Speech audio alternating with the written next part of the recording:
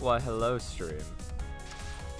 I've returned to play the game or some shit. That's what I'm doing.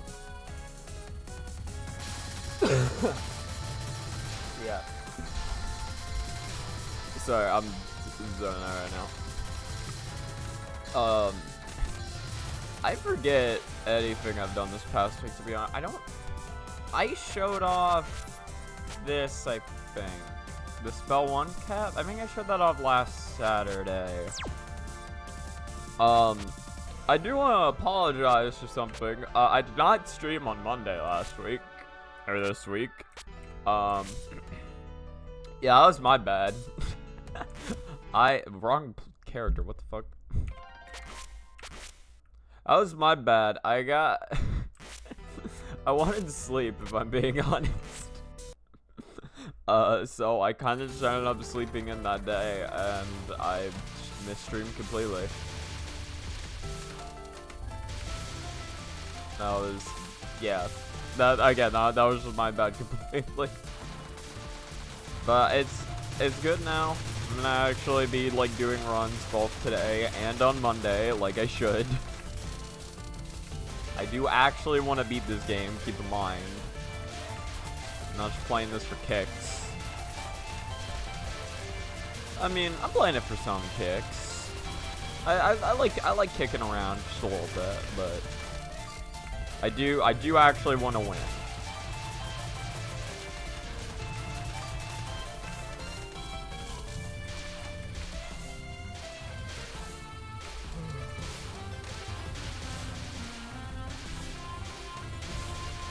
Yeah, so something cool Rock showed me recently was apparently Blue Bus has uploaded a video a little while back called like, it's basically just a video about optimizing the power route in stage 1. And I'm kind of happy to know after watching that video, I'm happy to know that I'm already doing like I'm already doing the optimal power route.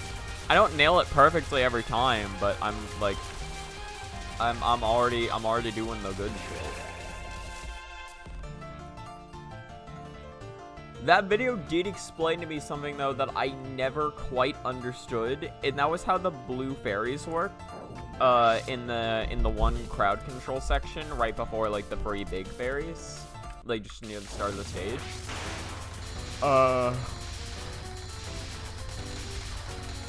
Cause I was always wondering, yeah, cause like I eventually did just like notice like, oh, they seem to be getting more power when they kill blue fairies first. I wonder why. And I assumed it was because it allowed more enemies to spawn in or some shit like that. No, the reason you get more points for doing that is because blue fairies actually have the property of dropping power, but only if you kill them fast. Which I never realized, because typically when they drop shit, it goes off screen first and then back on screen. So I never actually realized that they were also dropping power if they died soon enough. The thing, like, it's interesting to me too, because I already knew that there were enemies that worked like that. Like, the yin-yang orbs right at the start of stage 1 worked like that. Where, like, where basically, if you kill green yin-yang orbs at the start, the faster you kill the green yin-yang orbs, they'll give you power, essentially. Or, if you kill a green yin-yang orb, like, in a limited amount of time after it spawns, you will get a power from it. Which is what allows you to get 118 power right at the start of the run. As opposed to 1 to 15, which was typically the best you could get before.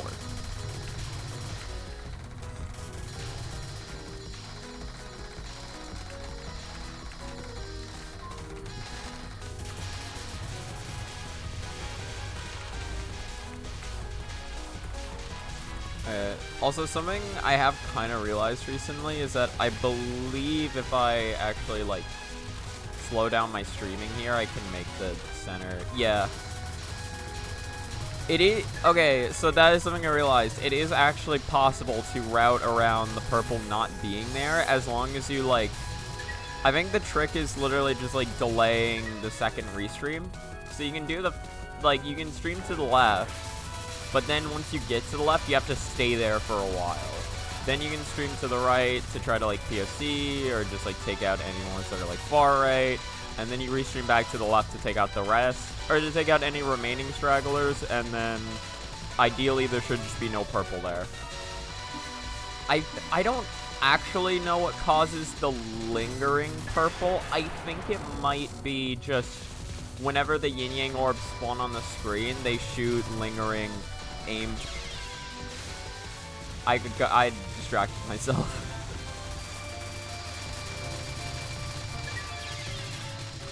Yeah, that's a reset. Well, that was just a very confident run down the drain. I was actually feeling kind of good about that one. I was feeling pretty good about that one. Unfortunate. Yeah, but you see, one of my green yin yang orb kills was delayed there, so I only have 117 instead of 118. And then here, I mean, ideally you just kill the blues, like, before you can even visually see them. Which, again, also adds to the fact of, oh, hey, I can't see what, like, I can't see the power. I mean, you could just connect in your mind, like, oh, the power's falling from where I killed the blue fairies, but, man, there was so much shit, I wasn't paying attention to that. I wasn't paying attention to those and to that nonsense. No way, dude.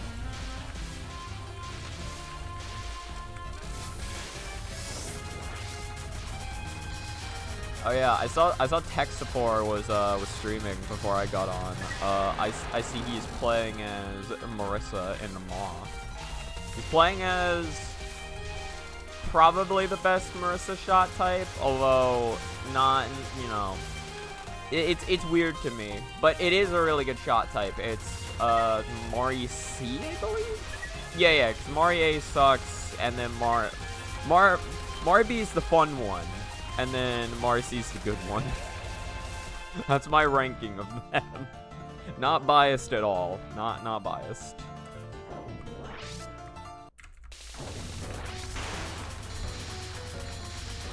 And I'm not just talking about fun because of the Mari B glitch. I just mean that's the Mari shot type I enjoy the most, regardless. Ah, fuck. Oh, sorry. The bullet killed me in real life. I saw it coming. I just hit the button too late. I just didn't want to, like, dodge too early and run to another bullet, but I was a little too late.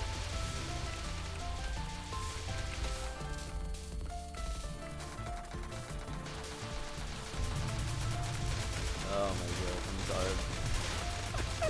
I just woke up. Or I woke up an hour ago. I don't know. I did try to make sure I got some good sleep last night. It was like 11, and I was like, oh, or it was 11:20 when I started to try to fall asleep. Although I think it probably took me about an hour to actually go to sleep. When your body's used to going to sleep at 12 a.m., it's kind of hard to get you to convince yourself to, like, just... Or it's hard to convince your body to just, you know, pass out. You know what I mean? Like, my brain was active for a long time.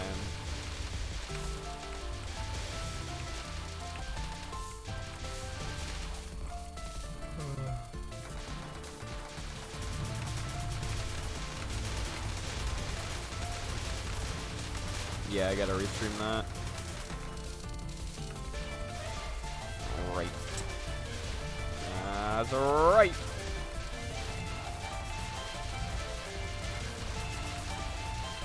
Oh shit, I didn't kill that one. It's bad. It was just a lot out of that actually, but I still got the 170. I still got 175, so that's not like the worst thing in the world. Just not particularly great either. Oh, you gotta be kidding me.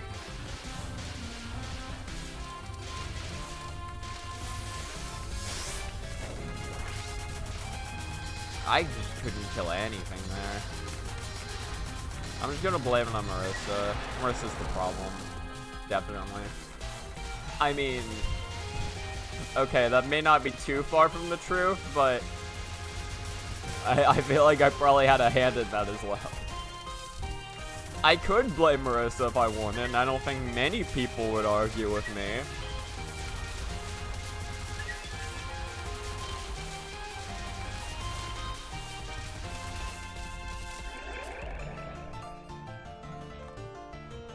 Yeah, I'm 250. Turn the game off. Turn it off. This game's bad, actually. Let's go play Rugrats for PS1. My favorite game of all time.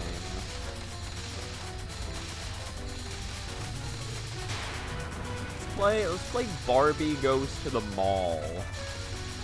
My favorite Sega Genesis game. Released in 1906. I love that game. Such a good one. It's an all-time classic.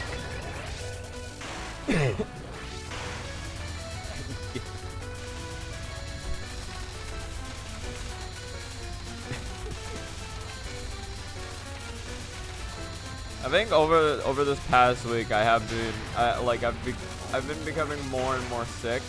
It's not like a huge thing. It's just like a cough. But like I know last night in particular, my face was just really fucking hot. I guess probably not really hot, but I don't know. I have a little bit of something going on. It's not even like that severe though. It's just more annoying than anything.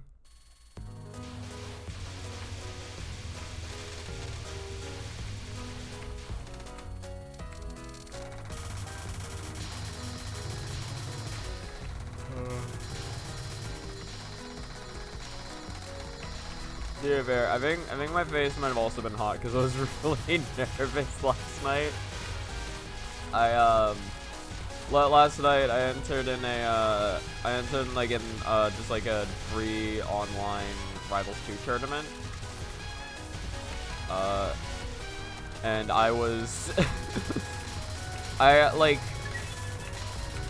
know it was like a no stakes tournament for the most part, but it was just like, I don't know, I just felt really fucking nervous with like every match. Maybe not with every match, but with a lot of the matches. I mean, there was especially like, I feel like because I ended up winning some matches, right? I feel like most of the ones that I won, I easily could have lost. Had some things just gone like some other ways. There was not a single set I won that night where I was like incredibly confident, like, oh yeah, I definitely win that set no matter what. It's like every set that I won, I was like, all right, cool, I somehow won that. I fucking, oh man, I felt bad. I robbed. Actually, I think I robbed like 2 people. It was like both a Crag. I sort of robbed the Crag, and I also robbed the Zetter. It was definitely like it was like I was like last game against the Crag, and I think they had like a decent bit of a lead against me, and I managed to just like kill them like early-ish just by like getting like an edge guard against them. I just got them off stage, and then basically I just targeted them with like a forward air right as they got the pillar up, which like put them perfectly behind the pillar so they could no longer recover. And then there was like, God, no, the set immediately after that though with the Zetterburn player was like way. It was way more like, oh man, I feel bad. Like, I was happy that I won, but also I just felt like I robbed them. Or it felt like they got robbed, because it was literally so I think at that point, the sets had gotten to best of 5, which I didn't realize. I just kind of assumed I was going to be playing best of 3 until I got out, because that's typically how my tournament experience goes. But like, I guess since there wasn't as many people, I was in like top 8, which is all best of 5. So I lost game 3, and then I said GG's. Like, yeah, I lost game 3, and then I was like, oh, okay, good games, and then they're like, yeah, good games, and then they ended up like, they're the one who made the lobby, and so they ended up ending the lobby. But then I saw on the like start GG page, they wanted, because we had to manually input the results for each game. And typically it ends after game 3, but this time around it asked for game 4, and I was like, wait, what? Is this a best of 5? And they're like, oh yeah, it is. We're in top 8. And I'm like, what?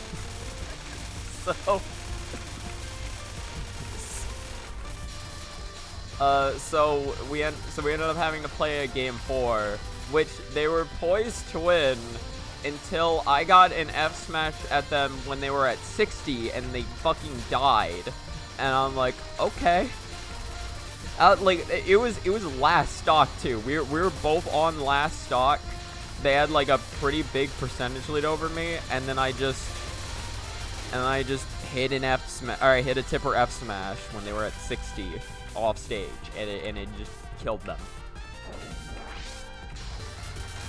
And then I just like won game 5. I don't remember what the fuck happened in game 5. All I remember was that game 5 probably should not have happened.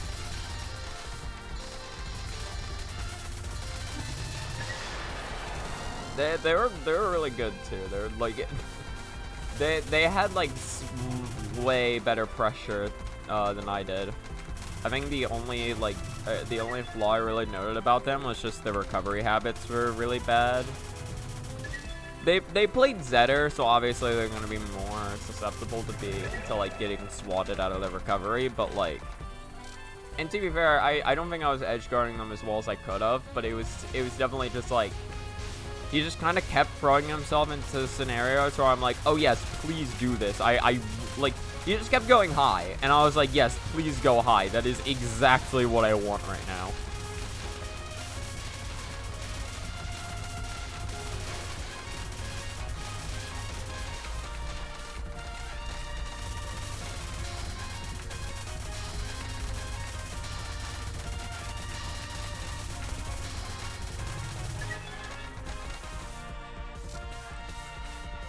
Yeah, no. I think that was the last set I won though. Then I played against somebody who I've played against in like actual, or like in like I played against in person before, and their tag is like Majin Miku. They destroyed me. Was not close.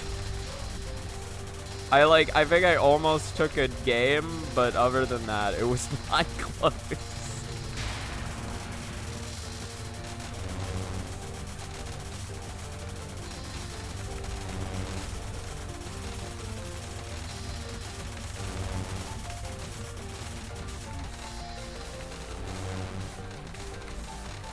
Nope.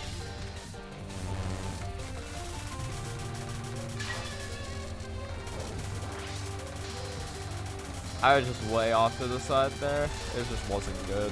It just wasn't good. I may have been, well, like, to be fair, it wasn't impossible to readjust there. It was just kind of tricky, and I was just not reaching into my bag of tricks well enough. What's that song? It's like, beat on time, it's tricky. You gotta be fucking kidding me. What was that?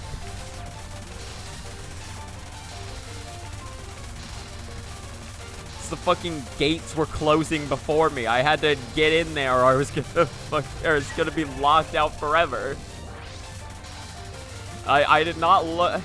I mean, maybe the bottom of the screen is fine. I don't know. I just didn't like the way the bottom of the screen was starting to look right before that happened, and I saw the gates were closing, and I was like, get the fuck in there.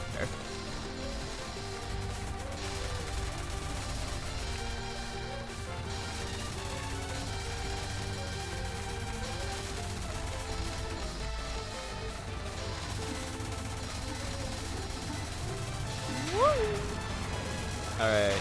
Come on, Lily White. Roll me a 20. Roll the big ones. Yes, Lily White. Yes. Come on, do it again. Do it again. Yeah. Let's go, Lily White. Lily White's so goated at this game, actually. She's so good. She's so cracked at this slot machine. Give me that power. I want full power.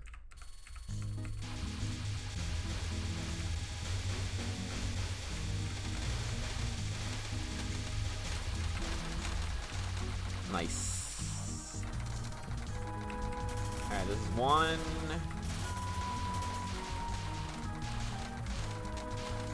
This is 2.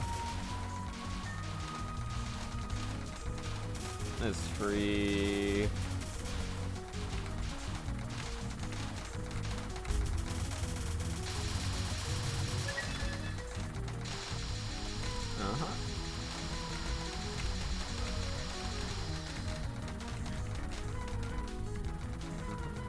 Where you? Oh, you're gonna be over here. You're thinking maybe go on that side of the world. I respect that.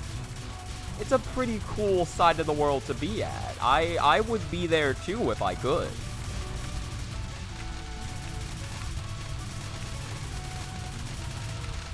I can't believe I lived that. I can't believe I lived after that left press. It wasn't for long, but I made the dodge, except it wasn't the dodge I was looking for. That's the reason I thought I wasn't gonna live, because I was like, I pressed left and I was like, wait, fuck, the board doesn't look like. I'm gonna shut up now. Oh, come on! I got checkmated. Fuck you, Jimbo. Fuck you. I hate Jimbo. All my homies hate Jimbo. Can we agree? Him and his fucking Mentos gang that he's assembled. It's ruining the streets, alright? This place used to be beautiful and amazing before Jimbo's Mentos gang came. Jimbo and his Mentos gang came around. Started fucking shit up. That's what Jimbo did.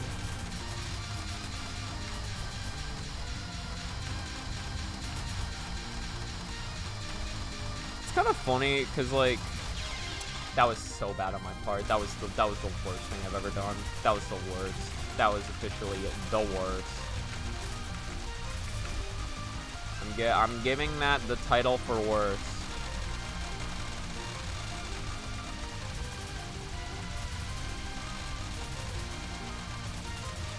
I was gonna say, it's funny, because it feels slightly weird saying fuck Jimbo, because I know...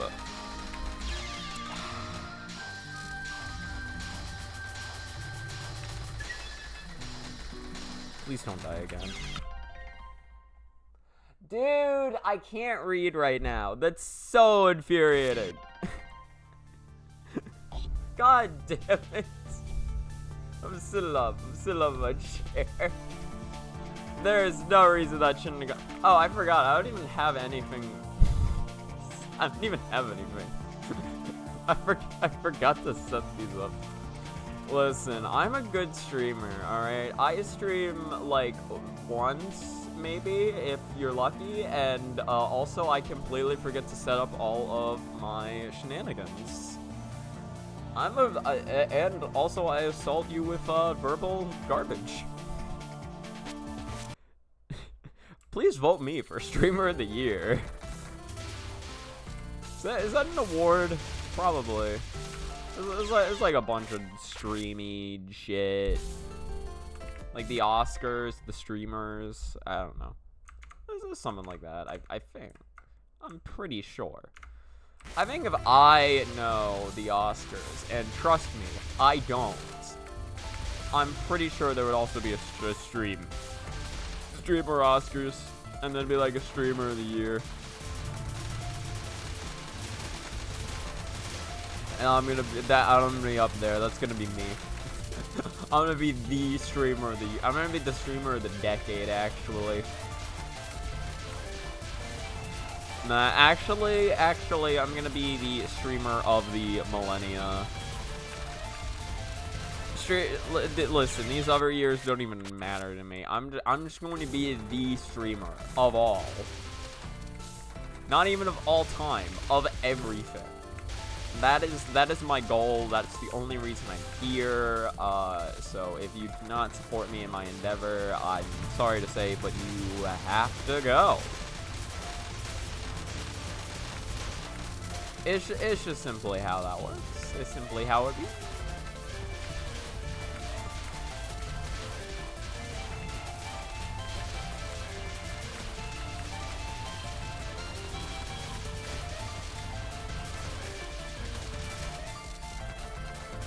There we go, 178. That's the good shit.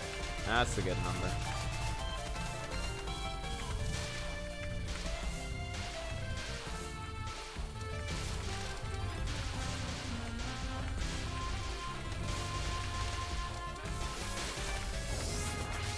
I do wish that yin yang section worked a little less like PC 98.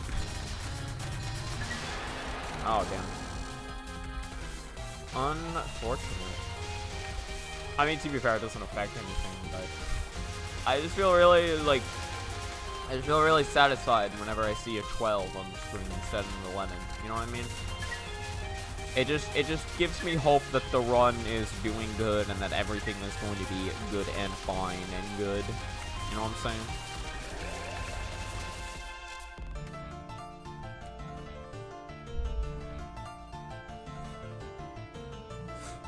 God, interesting video.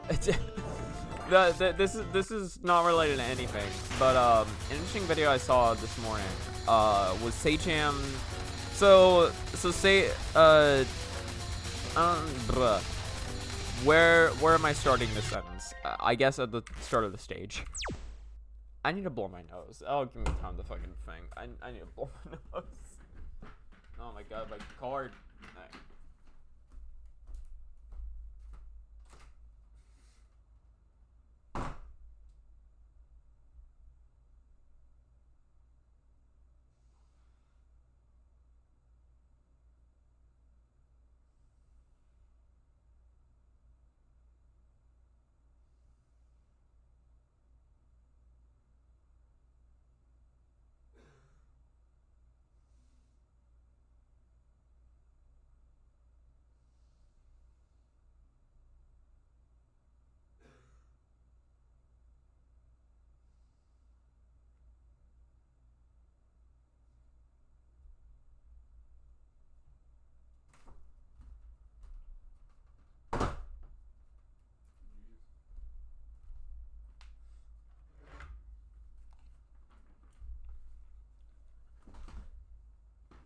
Right. Well, I've sufficiently blown my nose.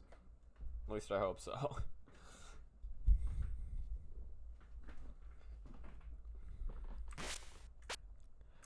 Mic's still good, right?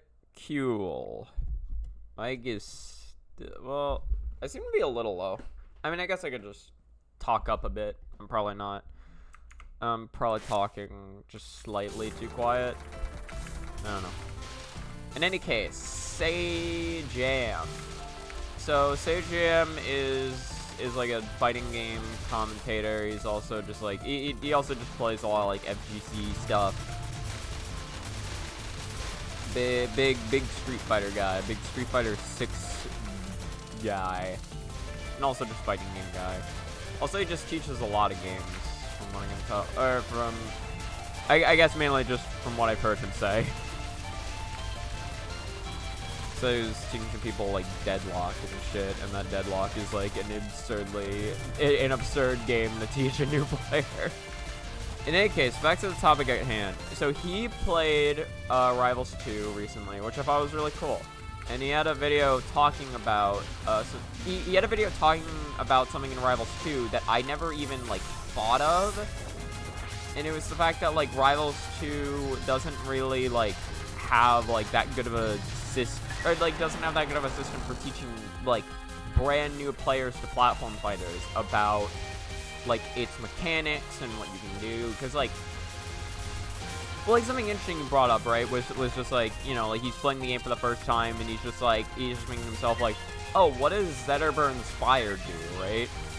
it's like, it's just interesting because it's like, yeah, like, I'm conditioned because I already know what that does from Rivals 1, but, like, if somebody doesn't know that, it's like, oh, like, they'd be like, okay, where do I go to learn this? And then they realize, like, oh, the game doesn't tell me at all, and then you go online, and it's like, you go online, and then, like, you might find, like, or, like, there are video guides made on Rivals 1, and, right? And it might explain that stuff to you, but the thing is, like, I haven't really watched any of the video guides, but something interesting I've heard about him, or I heard him say, was, like, the fact that, like, God damn it. Something interesting I heard him talk about was the fact that he was like, a lot of the videos I checked up, like character guides, or just generally, like, how to do this or this, it's, like, it's made for it's typically made for people who, like, already have experience playing other platform fighters. Which, like, it makes sense to me that would be the case, because, yeah, that is, like, probably who they're making the videos for.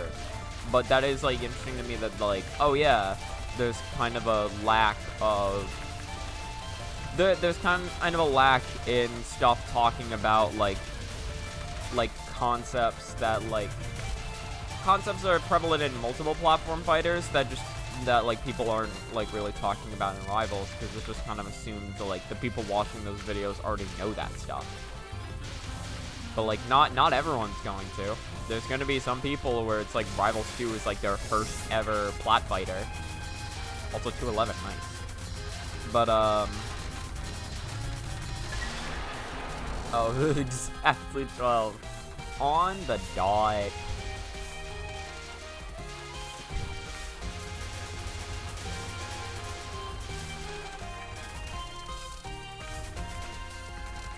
You know, so, like, but like, again, for people getting into the game, it would be useful to have new information, like, or it would be useful to have info like that.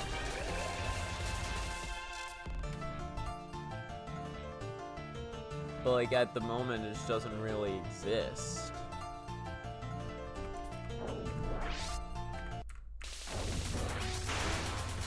I mean, maybe there's something out there. There may be just something, like, either he didn't find, and again, it's not like I've been looking through guide videos, because, like, I don't know, I just don't think I mean, there's probably some stuff I can learn, but, like, for the most part, when it comes to just me playing the game, I don't think it's too important. I've played other platform fighters, so I know some of the basics already. And then I also played Rivals 1, so a lot of the mechanics that characters do, I already know. And then the new, like, when it comes to, like, the new characters, I can kind of, like, inference what they do, even if I don't have, like, a perfect understanding. Like, I have, like, a decent enough understanding of, like, how they work. I mean, typically not enough to win, but still, like, basically, like, anything about the new characters I don't know, I can kind of figure out eventually, or just have explained to me by, like, people, because, like, I know people who have been playing Rivals 2 more, and they're able to explain stuff to me, so it's like, I have that, right, but not everyone's gonna have that.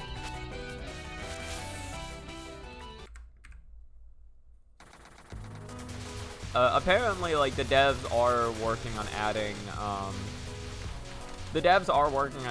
like, tutorials to Rivals 2. It was like a hilarious tweet from Dan just saying, like, the monkey's paw is real. Just like Seiji played Rivals 2, but also now I realize that we really need a tutorial system in the game.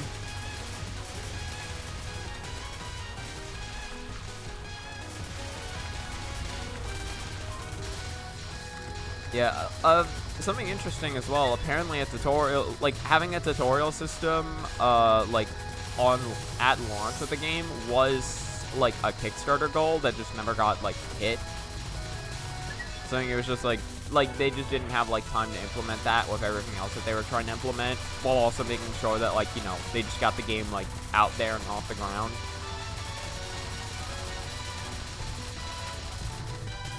Which, I get that, but it is interesting where it's like, oh yeah, but we still do need like a tutorial system again for just like people who are like oh, I've heard this like I've heard this is Rivals 2 game, let me try this, and then they're like, all right, what does any of my character do?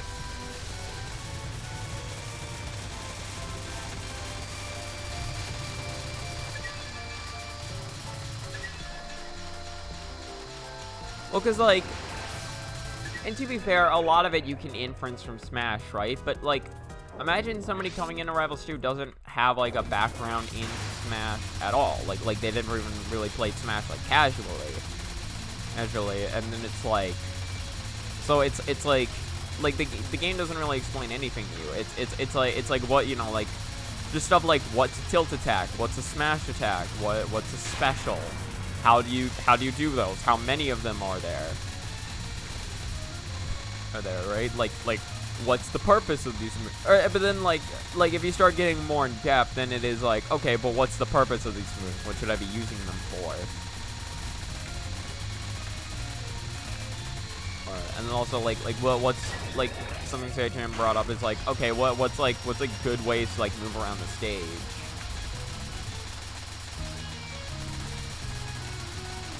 And the thing is, like, Rivals 1 does have a little bit of a tutorial, like, detailing, like, some concepts. And, like, something CHM brought up that does make sense to me, and at the very least, it's definitely true with the Rivals 1 tutorial, is, like, you play for the Rivals 1 tutorial, and it does not equip you at all to actually fight a person.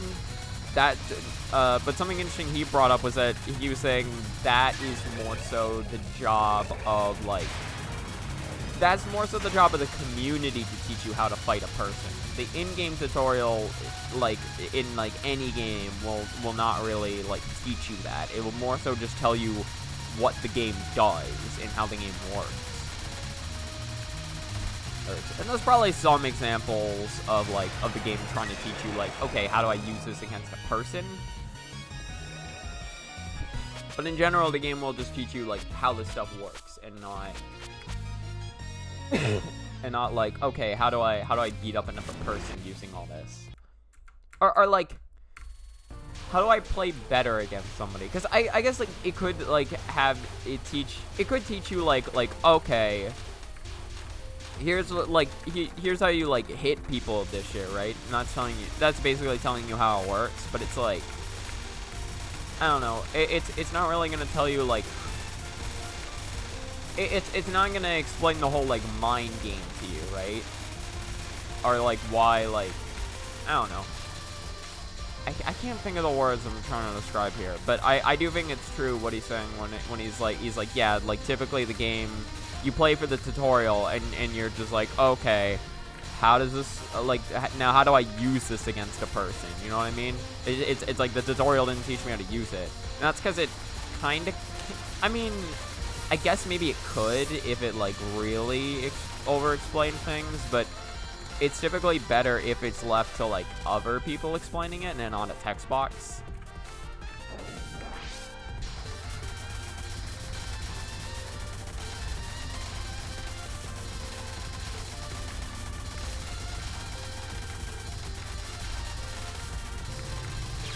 Damn.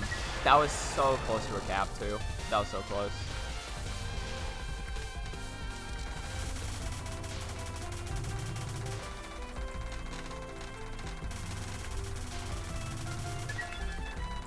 Yeah, I remember Adam Kara actually had a video talking about, like, just the, like, tutorial for Rivals, and then also, like, he was talking about, like, concepts and ideas for how, like, developer, or, like, he was talking about, like, just examples and as well as concepts for how developers try to get players to play the game the way they want them to.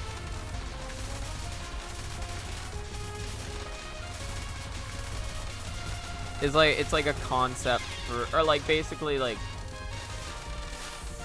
I forget because it's been so long since I've seen that video, but, like, I remember he used, like, Doom's design as a main example of, like, he used Doom's design as a main example for, like, okay, how do we, like, it was like Doom's design is were like, like Doom Eternal's designers were like, you know, typically when somebody's playing something, right, it's like we could make it so that they could like there is like a perfect weapon for defeating each enemy, but is the player going to want to do that? Probably not.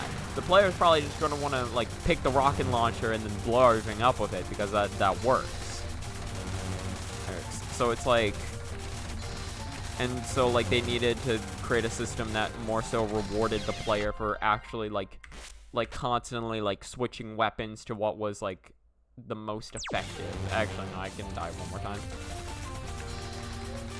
They try to create a system that really rewards the player for switching the most effective weapon, or make it so like by like making it so some enemies can only die to specific weapons, or that like you get again you get like majorly rewarded for it, like maybe just by like ammo and shit.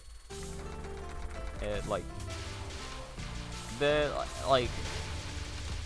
And like Adam Kara was trying to like say like, okay, like how can we take some of those concepts of forcing the player to play how we want them to, and then adding that to a single player experience?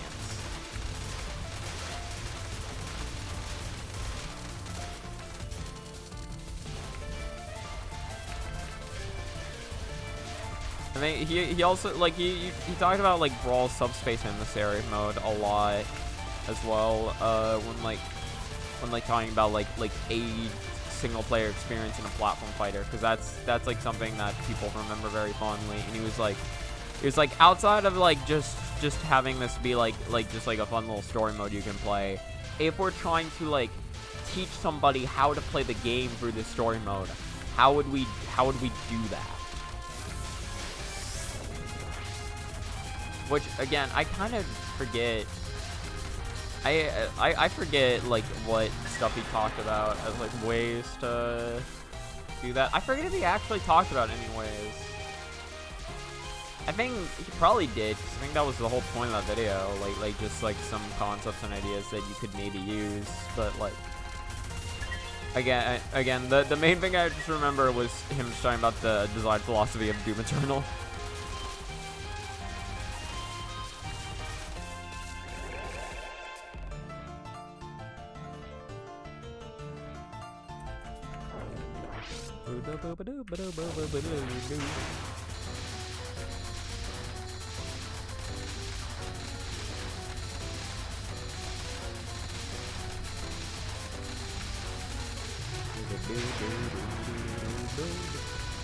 Sorry, I cannot sing right now.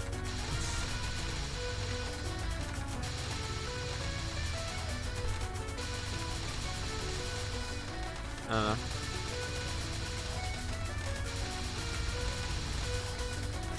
I realized I definitely lost my train of thought of what I was talking about originally. I don't know. I just start talking about shit and then my mind just wanders. That is a really bad habit I have. I just start like talking about something and then my mind's like, oh yeah, what about like these 5 other things that I think are kind of related to this? Either related or just something my mind randomly thought of, because like my mind will just randomly connect to unrelated things.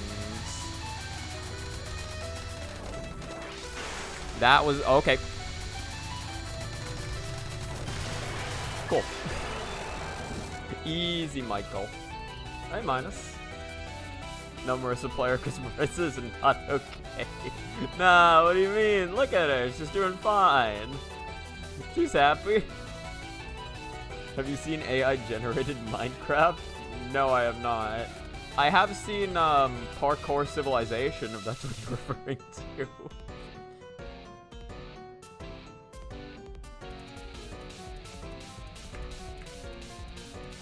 Let me send you it. Alright, sounds good.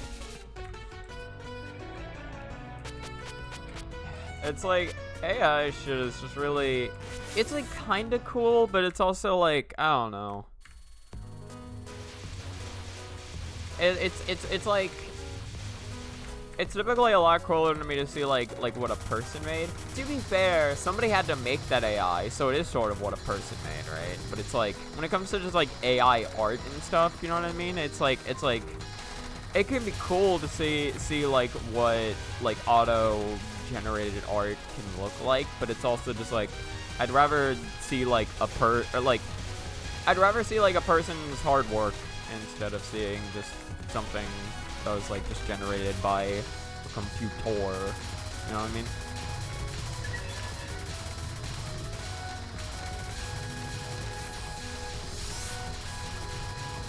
Again, it's cool though to see like what people are able to like have AI do nowadays, because like people have gotten like a lot better at that shit.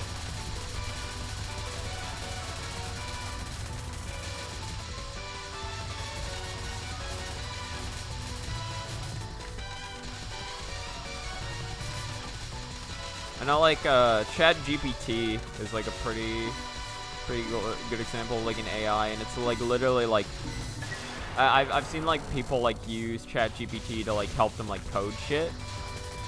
Like they're like, hey, like write a script that will do like this for me, and then ChatGPT will be like, okay, and then it'll just be fucking written.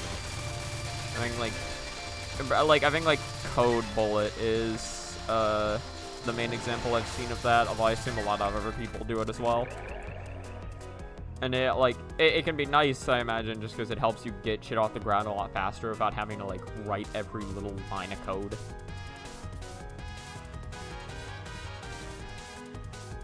I absolutely despise AI when it comes to creative things. The Minecraft one is just, I don't know, just watch it. Yeah, I'll watch that after stream. How long is it? I want to click out of chat. I'll figure out how long it is afterwards. I know like I know like there was an interesting thing from like a channel called Mother's Basement where he was kind of talking about that. It was just like the it was like in a video just called Let Goku Die. We were talking about like how like some shows should not go on for forever.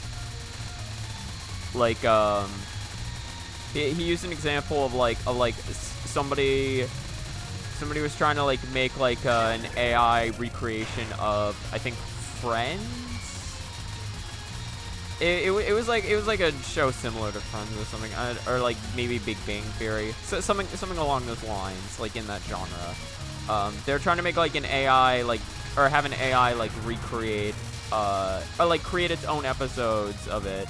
But the thing is, like, you know, like it was really shitty. Like there was just random laugh tracks thrown in where it didn't make sense. That like it didn't.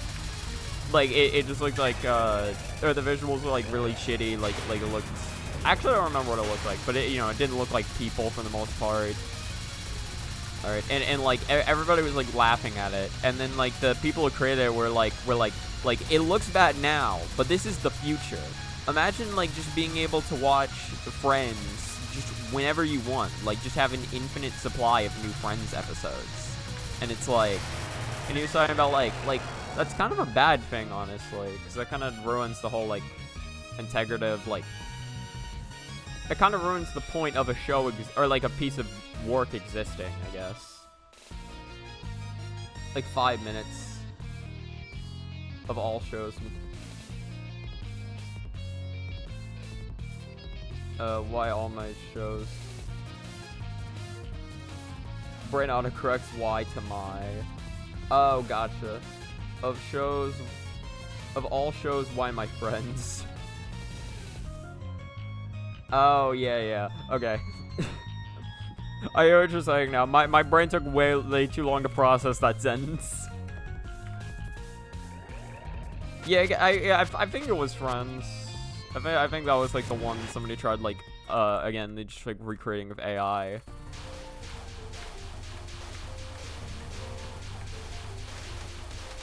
It's just like, yeah, no, but again, I just thought that was interesting because he was just talking about like how it's like shows aren't meant to be something to be like watched like for forever and then never moved on from. It's mainly like you watch it and then you take away like what you will from it and then you like move on with your life. which I think is a very, I think that's just a very interesting, like, idea to have towards shows. I mean, to be fair, I don't typically think about it that much when I'm watching a show. I guess that's technically what I do. Yeah, that was just a really shitty restream on my part. I guess that's technically what I do, but it's like, I don't really think about that. I'm more so just like, I watch a show, I enjoy it, and, or like, I watch a show, and then I enjoy it, and then it's done. And then I, like, move on to something else.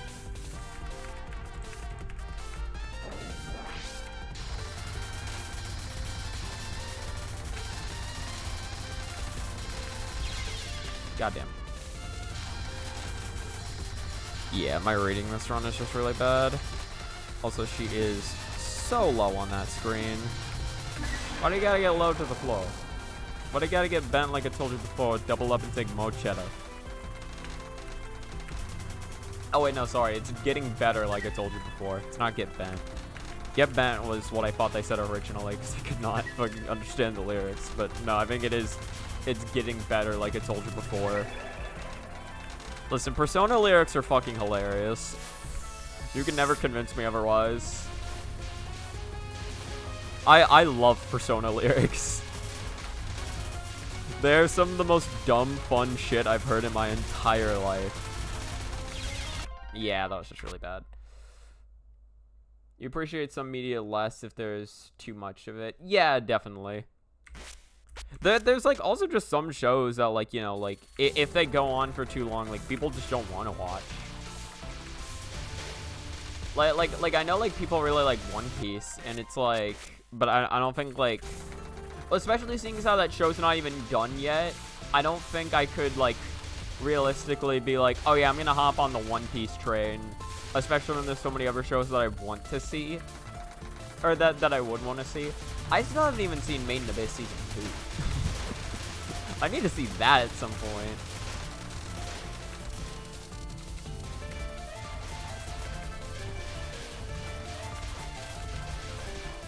But it's like,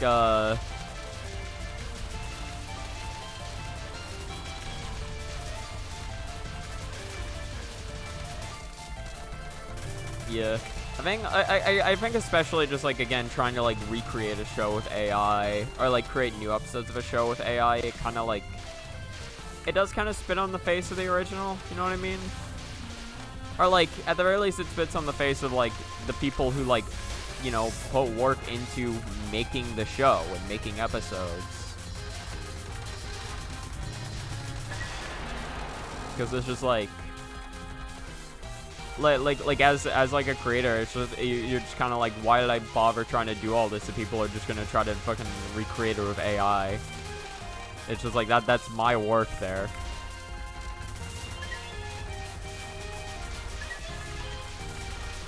And I guess like that kind of leans into like creative integrity and whatnot, or like what was it? It was like,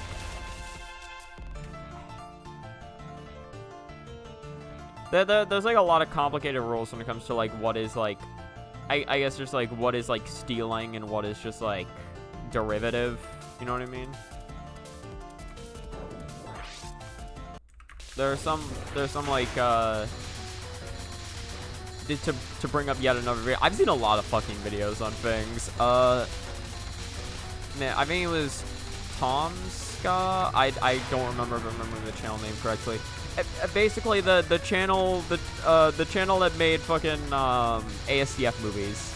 He had a video talking about fucking like the whole spectrum of like the whole spectrum of like what is straight up like stealing creative ideas from other people, but then also what is like what is just like a coincidence of two people having the same idea and executing on it in similar ways, or what is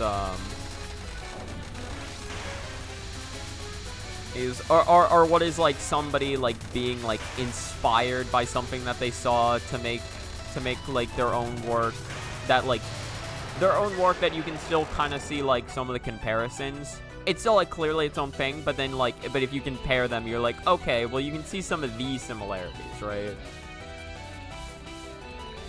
I thought that was like I thought that was also a really cool video. Did you know that apparently there was two comics called Dennis the Menace that released in the same year in two entirely different parts of the world? I didn't know that. Hell, I don't even know that much about Dennis the Menace, if I'm being honest. I've heard of Dennis the Menace, but I don't know too much about like what it is. I know like I think like Dennis the Menace in the US. I think yeah, it was like Dennis the Menace in the US and Dennis the Menace in Britain. I might be getting the place wrong with Britain, but I'm pretty sure that I'm pretty sure there is US Dennis the Menace.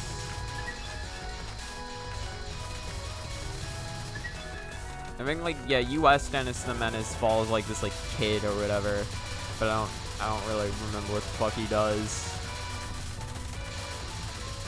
And then I think based on the image, it seemed like Dennis the Menace in like the UK was like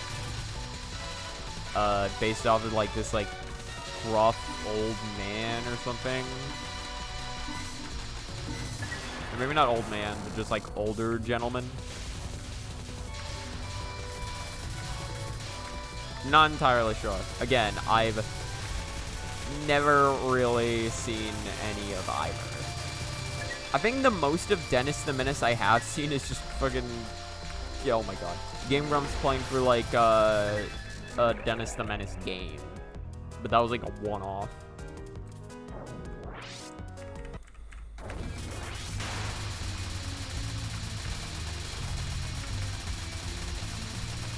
The more I talk, the more I realize how much YouTube I truly binge. I've seen way too much shit. It's just interesting to hear people talk about stuff. I don't know, I like it. I think that's why I like listening to Sajam so much. He's like he has like just a lot of discussion videos about just him either talking about like just like either just talking about like how to deal with stuff in fighting games, or just talking about like or just talking about like a lot of the stuff like surrounding fighting games, just like, you know, just general like just people like talking about shenanigans.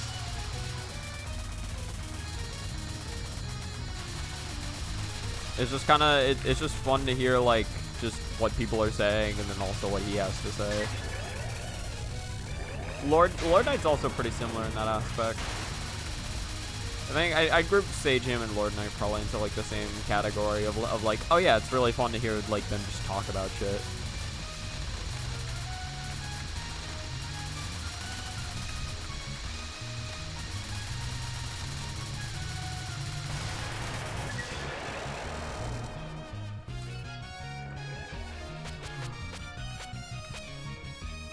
Alright. We're gonna not fuck up on stage 3 this time. We got this.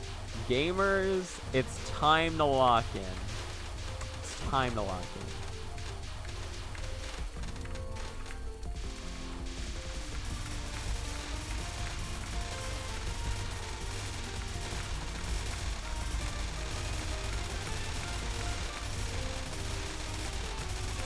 Alright, well I say it's time to lock in, but my brain thought of something else random to talk about.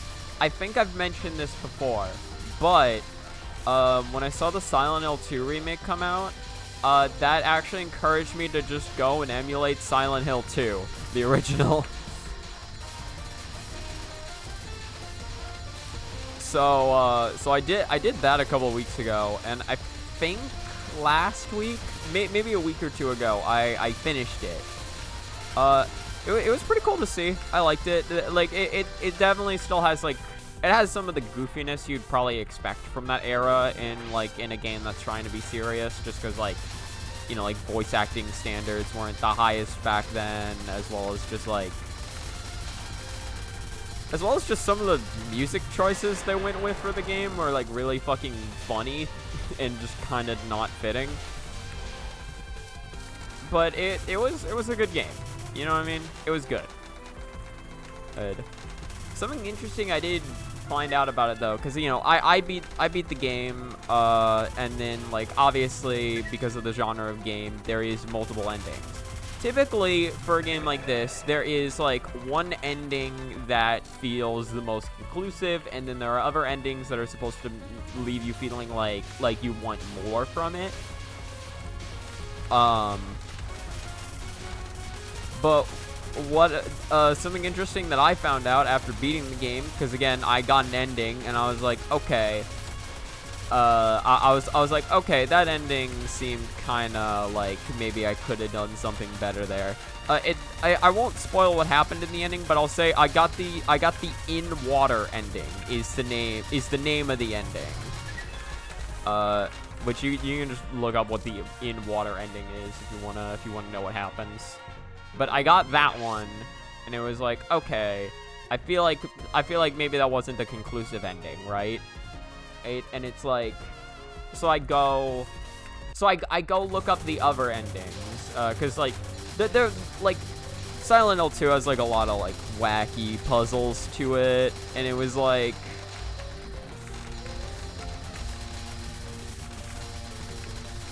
please get me out of here.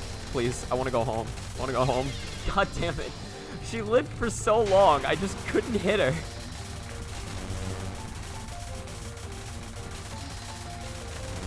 I did not hit her. This is bullshit.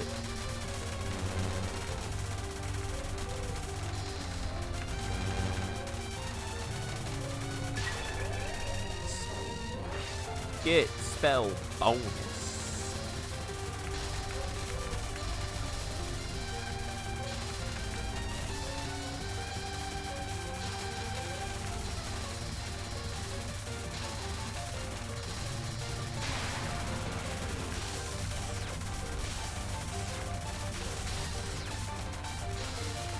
Yes, sir, I'm full just like in this fight right now.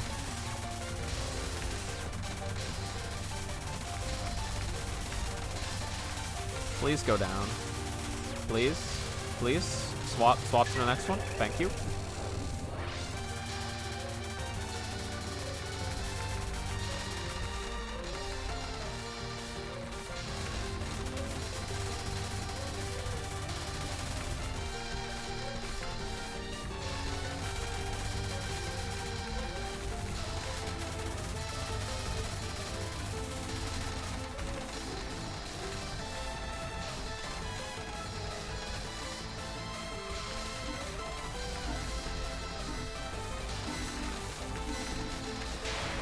Okay. Come on, Lily White. I believe in you. Papa needs a new pair of shoes.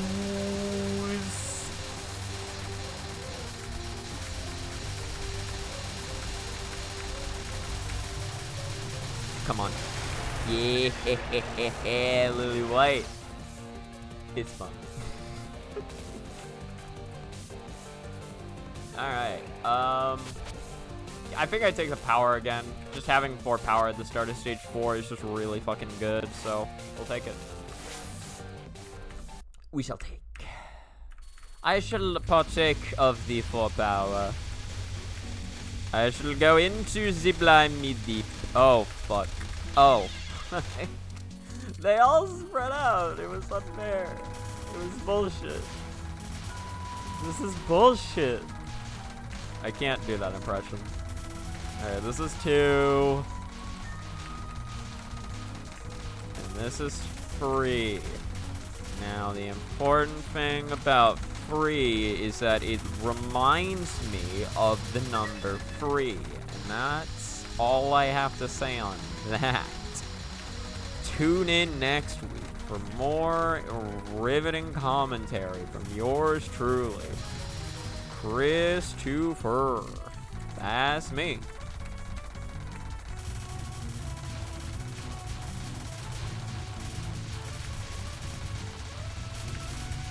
Come on, we got this yellow rice. Yellow rice is fucking easy, bro. It's fucking easy. Easy shit. Alright. I was really hoping I could maybe just arrogance my way through that.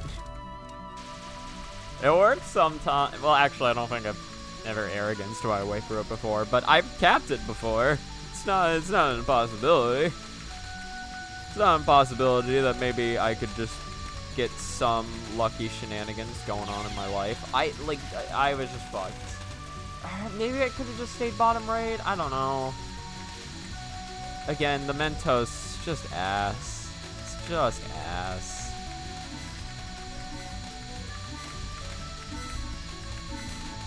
Zero. Come on. Come on. We got this, Blue Race. We got this. We know we got this. Everybody get up. It's time to slam down. We got a real jam going now. Fuck. Alright, well, just don't die, and I can get to Misumaru. We'll see.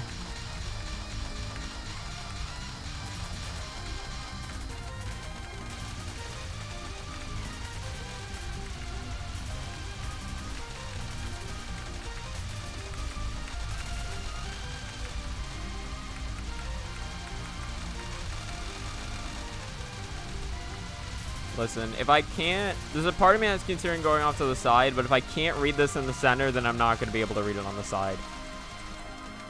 Just fucking go for it.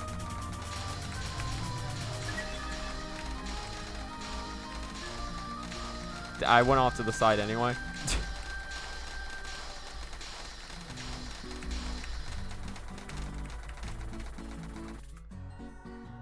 That's one.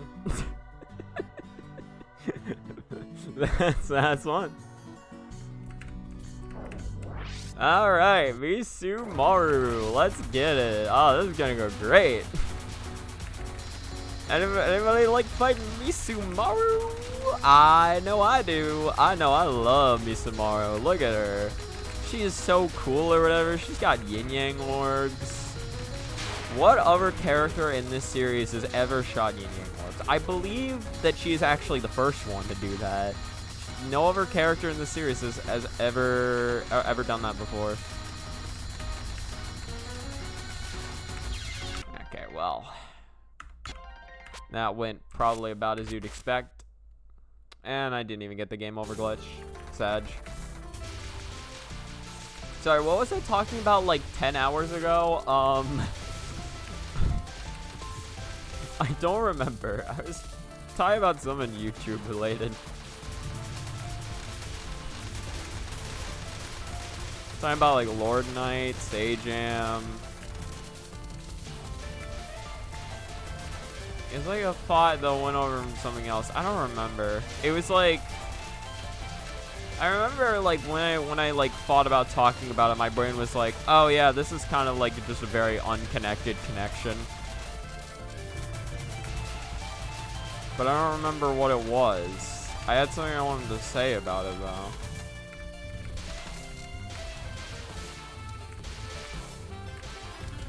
Oh, it was Silent Hill 2. I was talking about Silent Hill 2. Right.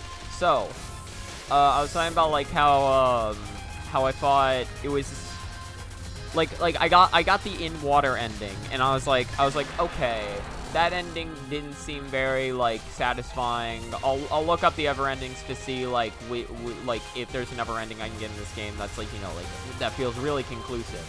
I looked up the endings and I was like, oh, like none of these feel conclusive actually. There was like one that felt like, there was only one ending that felt the most like a that felt the most quote-unquote conclusive to me, but even then it was still kind of like, I don't know, it felt weird. It felt like the ending, like it felt like an ending, it still felt like an ending you get and then be like, okay, but what, I want something like more from this. But I mean, that may have just been me. It was the ending I thought was like the leave ending, which apparently the leave ending is the most common one to get if you're playing through the game. Sadly, I fucked up and I didn't get that one, which again, in my mind, I think that was like the most conclusive. Again, not incredibly conclusive, but still like, still more so.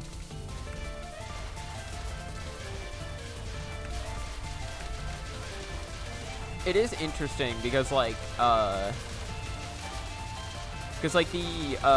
so how getting an ending works in Silent Hill 2 is basically certain actions you do for the game will accumulate points towards one of 3 main endings is how it works. And the hilarious thing is that I ended up doing almost everything possible that could give you points towards the in-water ending, and I didn't even realize it. I didn't know. I did basically everything on... I think I did basically everything or just straight up everything on that list, from what I remember.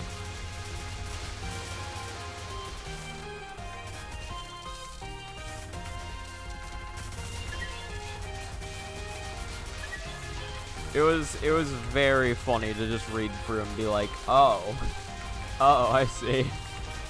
Yeah, maybe I could have prevented it, or maybe I could have gotten a more satisfying ending had I not done half this shit. Again, I say more satisfying. I mean like more satisfying by like slightly.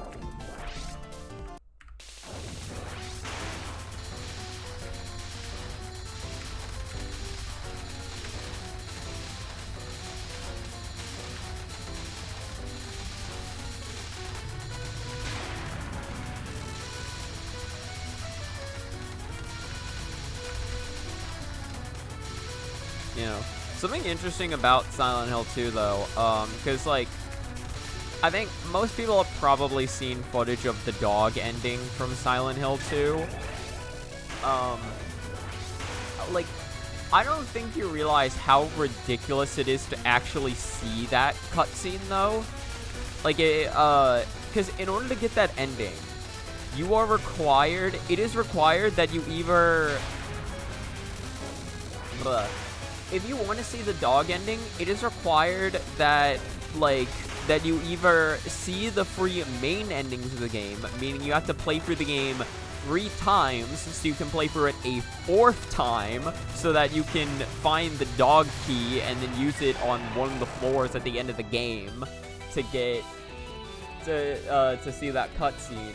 Or it's required that you beat the game once, start and then play through the game on New Game Plus, and then get a specific New Game Plus ending called the Rebirth ending. And then after you get the Rebirth ending, then you can play through the game again to get the dog ending. And it's like, what the fuck? So like, basically, if you want to see the dog ending, it is required that you play through the game a minimum of 3 times. They really wanted to reward people who, like, went out of their way to play the game. Which, I mean, I guess is kind of cool. Especially, like, in a game, like, just, like, with so many, like, just secret... Or, like, I guess, like, in a game, right, where it's just, like, you know, like, it's horror, you don't want to, like, kind of, like, exploring on every corner can be kind of scary. It is cool that they, like, add, like, secrets to find for, like, people who are really dedicated for, like, just seeing everything the game has to offer, you know what I mean? Like, that's pretty cool. There is also, there is also a 6th ending. That, like, the original game of Resident Evil 2 only had 5 endings, but there was, like, a, I don't know when, maybe around, like, the PS3 era, that there was a, like, essentially, like, a director's cut version of the game that you could play. And that version contained 1 additional ending. It's called the UFO ending, which if you know anything about the UFO ending in Silent Hill 1, it's definitely related. It's definitely related to that ending. It's also just really fucking weird. And I think, what was I forget what the requirement was. I think in order to see the UFO ending, you can only get it after the dog ending, maybe? I'm trying to remember. I read the requirements, and I don't remember. I honestly don't remember. But it requires you to, like, use, like, a blue stone in 3 very specific locations throughout the game. I don't know if the game gives you any indication on where to use the blue stone, or whether you just gotta keep fucking spamming it until eventually it works in 3 specific spots. But yeah, that's that. That's that. Or it's not a blue... no, it was like a channeling device or something, not a blue stone. Whatever. You know what I mean. Ah, that sucked.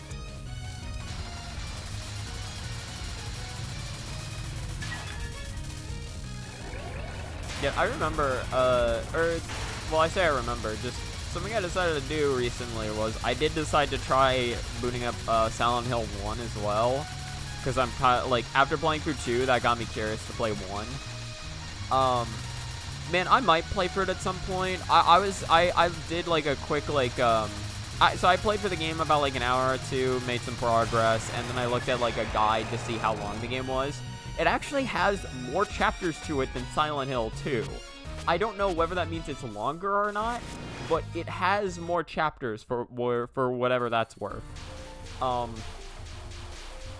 I think the only thing about the only reason I am not really looking forward to trying to play through Silent Hill 1 is just because I really hate the controls. It was released around the era of PS1 where, you know, most PS1 controllers didn't have an analog stick. So they had to do tank controls like Resident Evil. From what I can tell, it does the tank controls better than in Resident Evil, I think. It's still really annoying, though. It's still really annoying.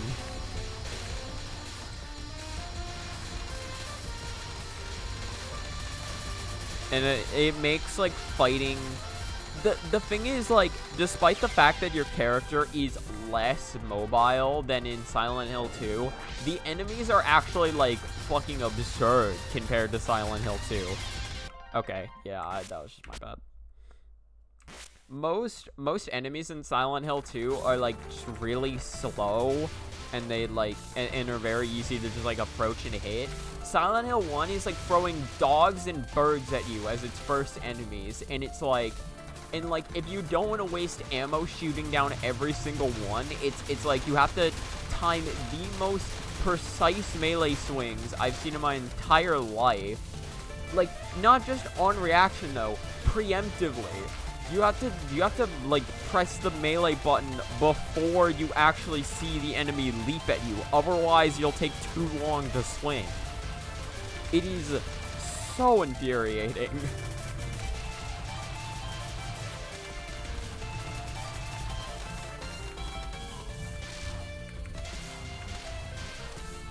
But, I assume you can't just shoot everything that moves, because otherwise you're just gonna, like, not have any ammo. So it's like, I need to conserve that shit. But then if I try, like, I feel like almost every encounter I'm taking damage, meaning I'm just, like, constantly going for my health supplies, and it's just ridiculous. Like, Silent Hill 1 is absurd, and I've only really just begun playing it. I think, like, I have other stuff that I still want to focus on right now, so I think it'll take me a while before I actually get around to playing Silent Hill 1, but... yeah. Hey, tech support, thank you for the raid. I saw you were playing, Mari C in Touhou 10 earlier. How'd that go? Yeah, text raid.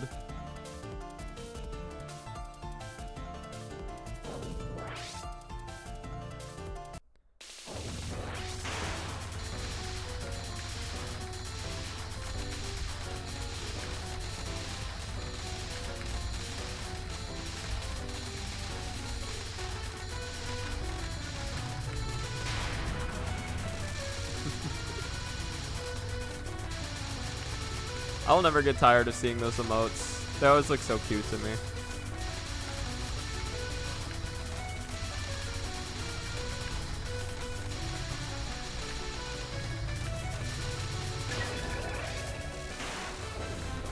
I got a raid and run. Gotcha. Alright, well, thank you for the raid.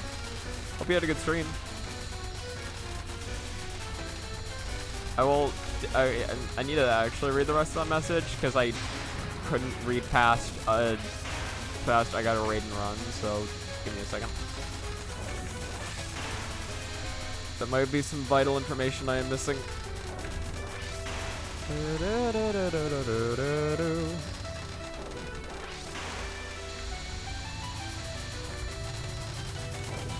Ah, beautiful.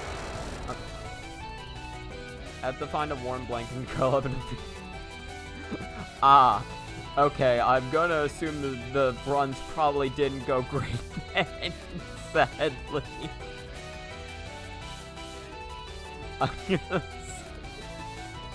Well, that just sucks.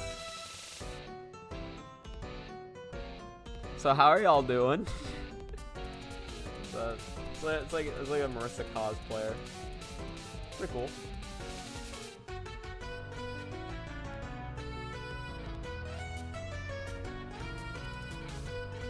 Let me see, Lord of Steel. There we go. That took me way too long to read. Stream ended with wife coming and ah, gotcha. That happens. Alright, Bravi. How you doing? Yeah, Lord of Steel, and my name is Cinnamon.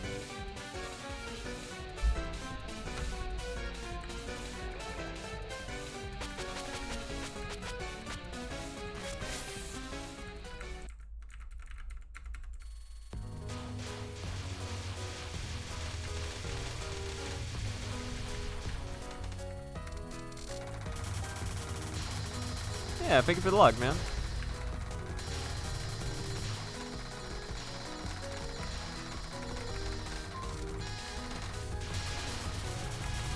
Probably gonna need it. Nah, I always need luck in this game, dude. This game is a heavy luck game. I mean, I've made the comparisons before that I am just at Sannyo's casino whenever I'm playing this game, and it does truly feel like it, especially when I'm actually fighting against Sannyo. Or just in stage 4, or 5, or 6. Except I haven't made it to stage 6, so. And I rarely ever make it to 5, because that is a very, like, just making it past stages 3 and 4 combined is one of the hardest things. Making it past stages 3 and 4 combined is one of the hardest things I've done in any Touhou game.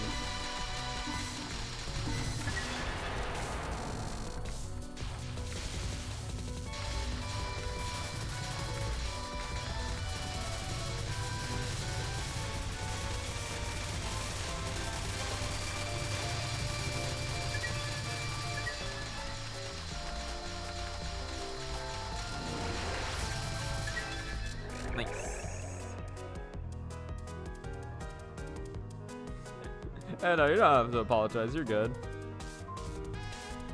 Oh, no, that was to Bravi. Didn't say hi back. What do you mean I didn't say hi? I said hello. At the very least, I said hello to you. She could have said...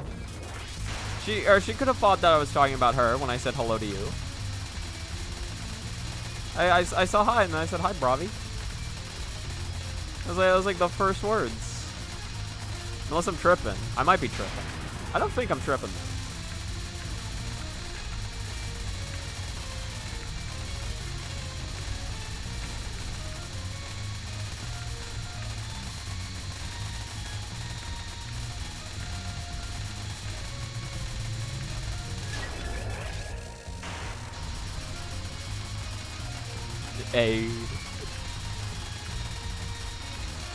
EA Sports. It's in the game.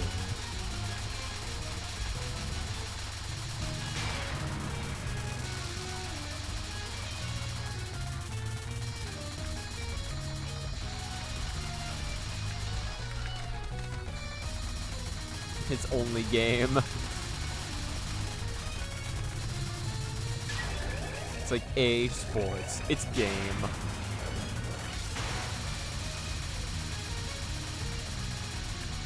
Listen, I'm just constantly angry. I'm a very grumpy individual. If I think I have been betrayed, I will immediately just go on a tirade, no hesitation. I will just immediately take it out of the world and blame everyone but myself. This is who I am.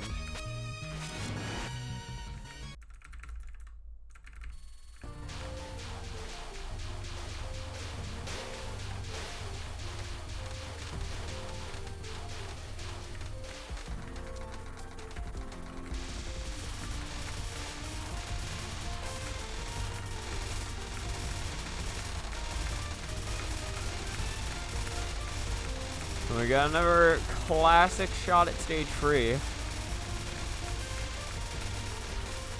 This is another lottery ticket, as some would say. Who's son? I don't know, like the... what's his name? Oh, I can't even think of his name. Arcus. Arcus, right? He's like a, he's a Ninja Gaiden speedrunner. He's really good. He's really good at the game.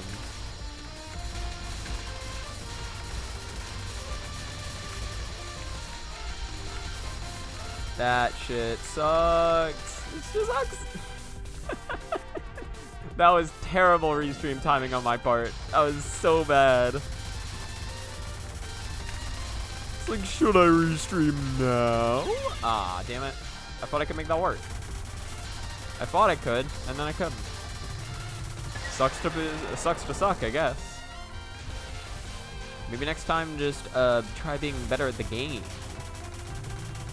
It's like, thanks, GameFAQs. So let me go to the Wikipedia article to read up real quick on how to dodge resurrection butterflies. It's like, it just recommended you bomb. It's like, got it. Thanks.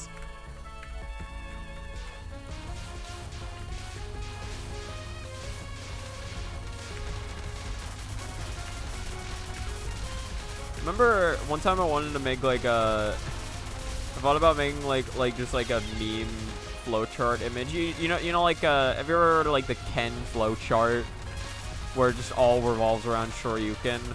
I wanted to make like just I wanted to make just my own version of that, but just with bombing and Touhou. Except it's like it's like the Ken flowchart looks like an actual flowchart. I just want this to be just like 2 bubbles. Or like 2 or 3 bubbles. So it's like you see a bullet, bomb. If not bomb, Bachoon.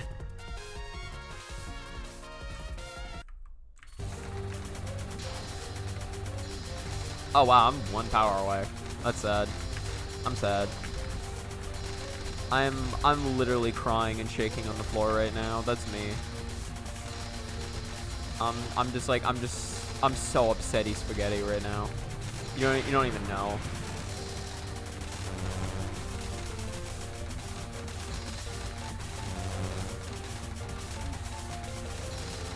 I forget if I've heard the term upsetty spaghetti from anywhere, or whether that was just something my brain just kind of just like thought of one day. Honestly, couldn't tell you. I have no clue. That's sad. I still have 1 more death. That was just a very sad way to lose that life. It was a very easy dodge. And I messed up. See, that's a hard dodge, because she's like about as low on the screen as she could be. But I still got that one. And I'm gonna be honest, I'm kind of proud. I messed up the earlier easier dodge. Okay, well that was just really bad on my part. Reset. Got to play the game.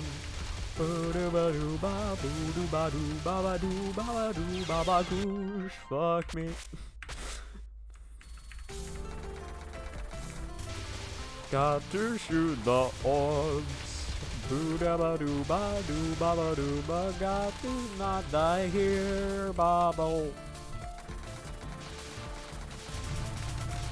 Well, I'm a lyrical genius. What can I say? I just got these lyrics coming out of my soul. I'm a master of my craft, truly. A master of my craft that I don't actually study.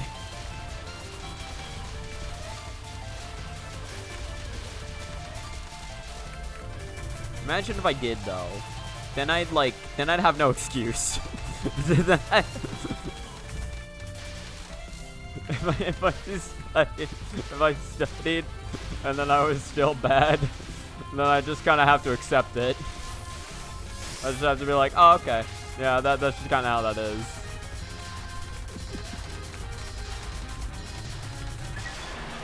It's kind of like Touhou. I just, you know, I practice it and I'm still bad and I'm just like, oh, okay, yeah. That's how it be sometimes.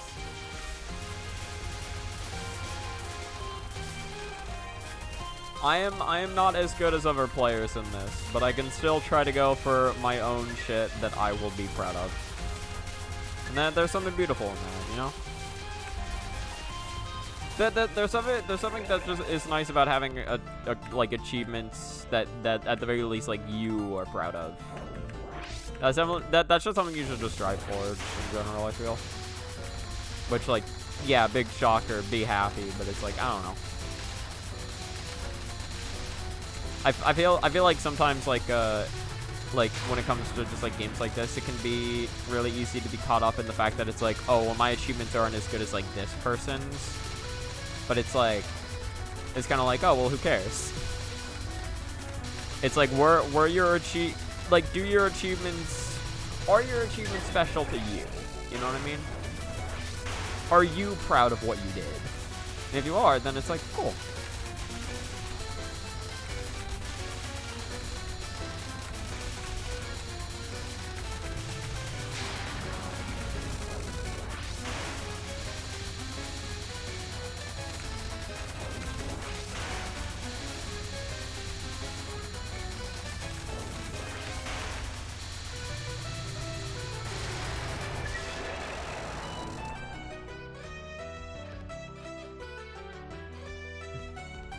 My boy.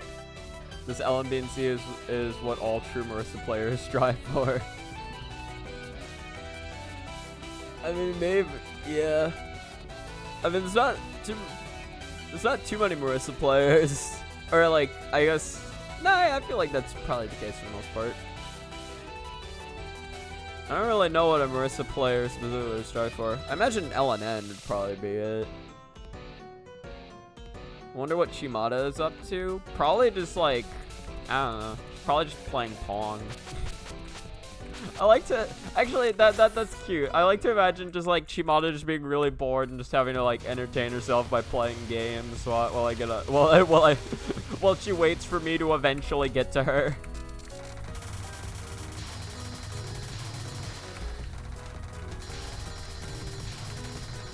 I was wondering whether you were referencing. I don't think I need to click on that link because I have a feeling you were referencing CDI, right? CDI Zelda, like my boy.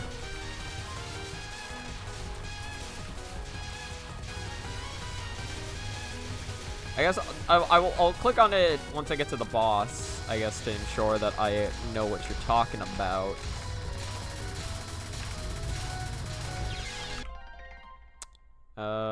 Do I reset this?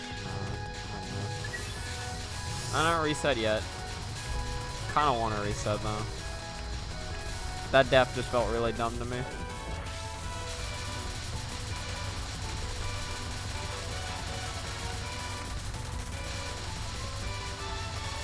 Or I guess maybe the Strive For thing was what. Well, I guess if the Strive For was the reference, then I might be wrong. I just assumed my boy was a reference to CDI. I will have to find out in a second. The anticipation is killing me. I gotta find out right now.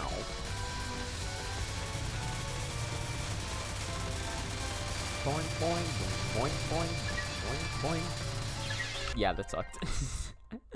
Bad place to go. My boy. Okay, gotcha, yep. You could probably hear that. There we go. That's my boy.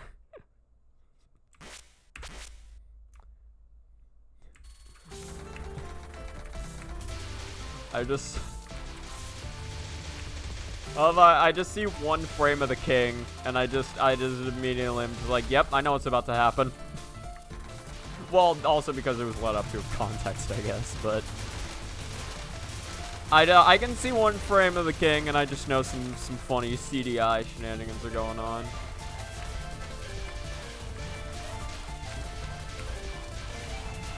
CDI Zelda is it's a trip.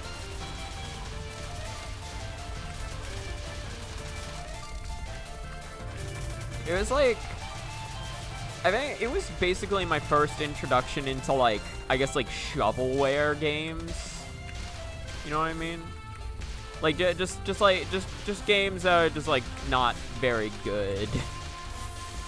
I technically, like, CDI does not fall under shovelware, because shovelware is, I think, like, shovelware is specifically related to the Wii, but that, like, the same, again, like, it was just my first introduction to just a bad video game.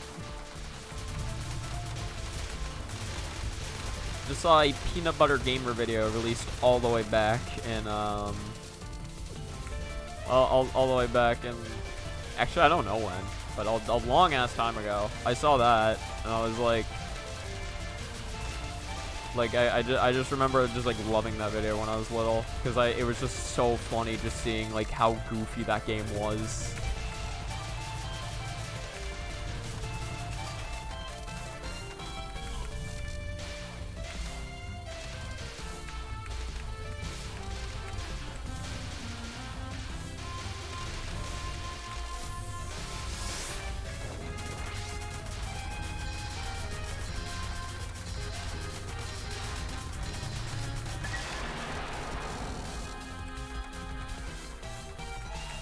I remember something interesting too, like, cause like, Game Grumps have also played through, Game Grumps have tried playing through all 3 of the CDI Zelda games. They beat the first 2, like, they beat, like, god damn it. They beat Faces of Evil and Wand of Gamelon. But they tried playing, like, the 3rd one, which I don't remember. Actually, I don't remember what that one was called. But they tried playing the 3rd one, and that one they just, like, straight up, like, just gave up because it was so painful to play. And it was, like, it was just interesting to me because, like, because PVG also had a video covering all 3 of them, and I thought they would probably be around the same level of annoying to play. But, like, no, some of them were really fucking, like, the 3rd one was just, like, really painful. Like, there was just so much about it that was just not fun. Like, I think it looks like it does get easier over time if you, like, like, as your character just gets, like, more and more powerful. But just getting through the early game is just so rough. I really thought those would have despawned. It makes, it just makes the game, like, so much more brutal than it should be.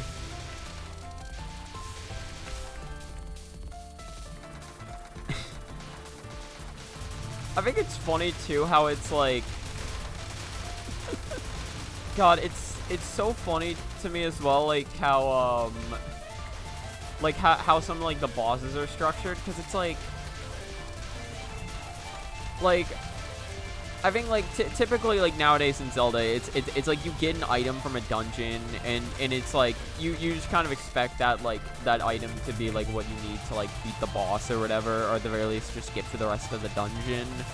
But it's like I guess like, and to be fair, our old school Zelda did this, right? Like a thing you got in a dungeon may not like always be related to how you fight the boss. But I just think it's interesting how, like, they give you, in the first dungeon, they give you, like, this, like, green, they give you this, like, green ring thing that is, like, this, like, special-looking attack, and it looks really cool. And you're like, oh, this must be what I use to fight the boss with. And then you fucking, and then like you look up the actual solution and you find out like oh, the green ring does almost no fucking damage to this guy. Which was especially hilarious because Aaron like just was like just for an hour just trying to kill like the first boss using the green ring and he just couldn't. And then Dan looked it up and it was just like oh, to beat this boss you just gotta hit him 10 times with the wand. Don't use the green ring. It doesn't do any damage. It does almost no damage.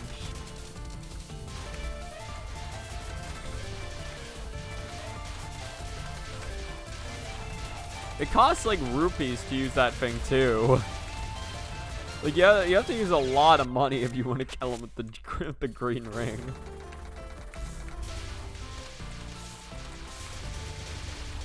Alright, so I am in what some people would currently call the stage 1 loop, where I keep dying on stage 1.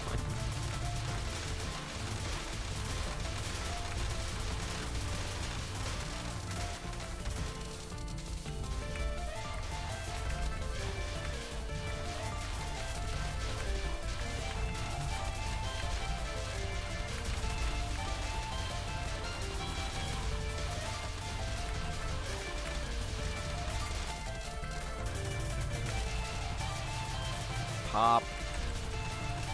Pop, pop.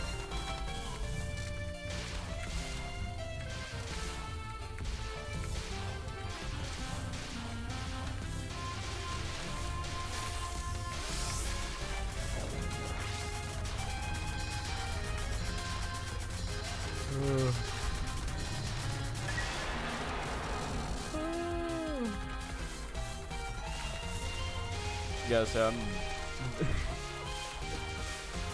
I've been playing for like almost 2 hours now and I'm still yawning.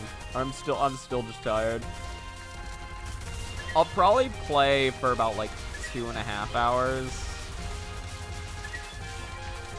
At the very, like, I'll do runs until I've gotten to around 2 hours and then I'll load up TH Prac and do some shenanigans there. I think just probably practice stage 4 because stage 4 has been going really bad for me today. So I clearly need to run it. Need to run it. I need to run in, run out, run back, run forward. Just run. Just run. Honestly. Don't even bother not running.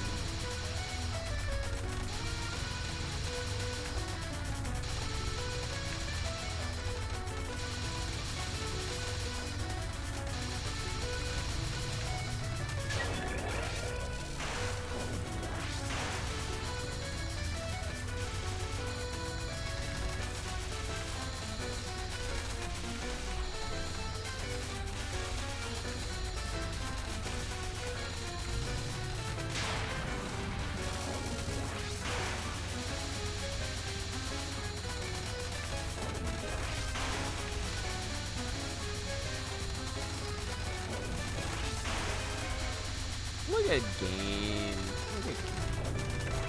Ah. I didn't see that one. I didn't see it.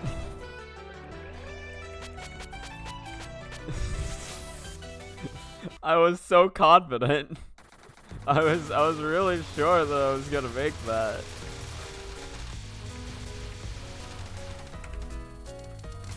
Citizens of the deep, hear me. Hear ye, hear ye. You should respond to my text message. Citizens of the deep, please don't leave me on red. Please, I implore. I implore.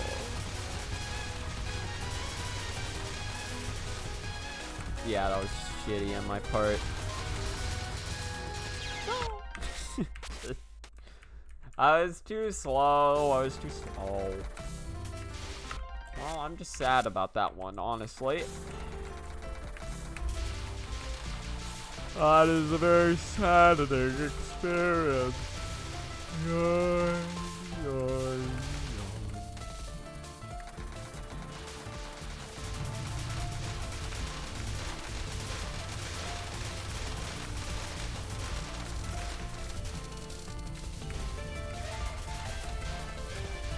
got... My brain's still thinking about Rivals 2. I wanna, at the very least, I wanna achievement farm in Rivals 2 today. I wanna get every character to level 20. That is something I want to do. I currently haven't gotten a single character to level 20. But that's what I want to do. I've been trying to get Claire into level 20, and then I'll probably get Zedder to level 20, then Rana to level 20, and then I'll just play whoever else would. Alright, then I'll just play characters in the order of like, alright, who do I think would be fun to try to get to level 20 next? I think that'll be good as well, because that'll give me, like, experience. That'll give me at least a little bit of experience of each character. I just think having that experience would it'd just be a generally nice thing to have. I think it's funny, because normally when I play, like, a fighting game, I don't really mess around with any of the other characters. I just kind of find the one that I like, and then I just stick with that. But, like, this like little achievement is actually giving me a reason to want to play with each character.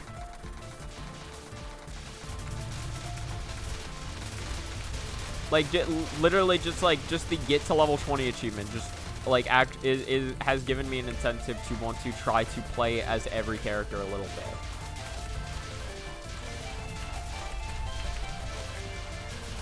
At the very least, just enough to get to level 20. Now, the way score's calculated in Rivals 2, it would technically be fastest if I just got on a bunch of free-for-alls and played that way. In fact, the game even tells you this. It says like, oh yeah, you get more experience from doubles, and you get even more experience from free-for-alls. And again, it's literally just because of the way EXP is calculated. It's not like they actually give it a base multiplier, but it's because, like, it's something to do with, I think, just, like, the amount of damage you've dealt throughout the match. And if you're in a free-for-all, you're going to be dealing, like, way more damage, typically.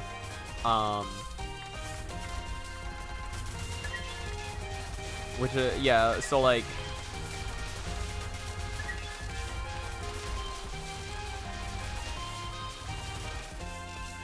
Ugh.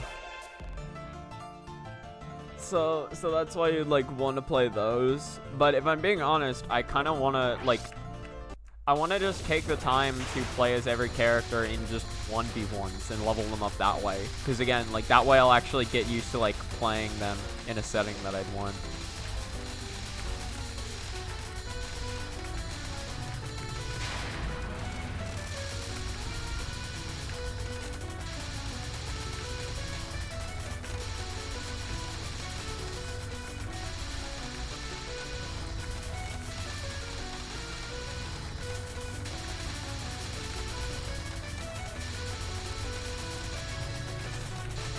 Top.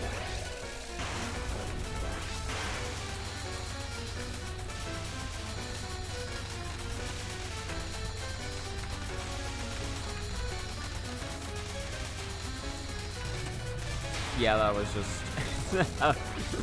Oh, boy.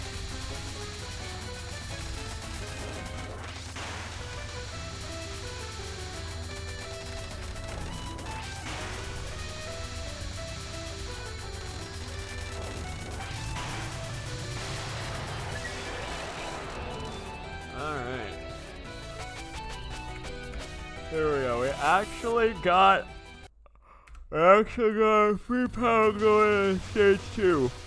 Been a hot minute since we had a run like this. I like it. I always like to see this. It's just so nice having free power in stage 2. So nice.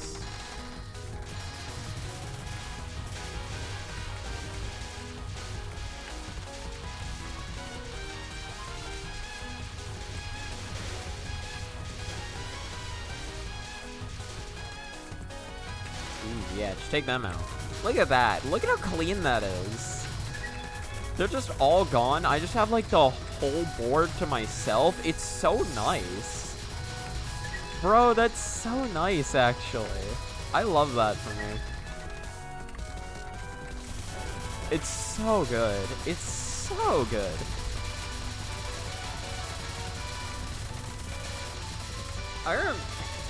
It's hilarious too, because it's like, that's just a recent revelation I've had, and it's not like I looked anything up. It was like, just kind of like, something just finally clicked. Because I remember, like, for the longest time, I always just kind of assumed it was random in my head. And then like, when I was playing in the, Touhou replay showcase server, so somebody was like, yeah, you should definitely try routing around that. And like, in my head, I was like, you can't route around that, can you? But like, well, like, I think like last week or so, I was like contemplating, like, can I route around this? I don't think I can. But no, you absolutely can.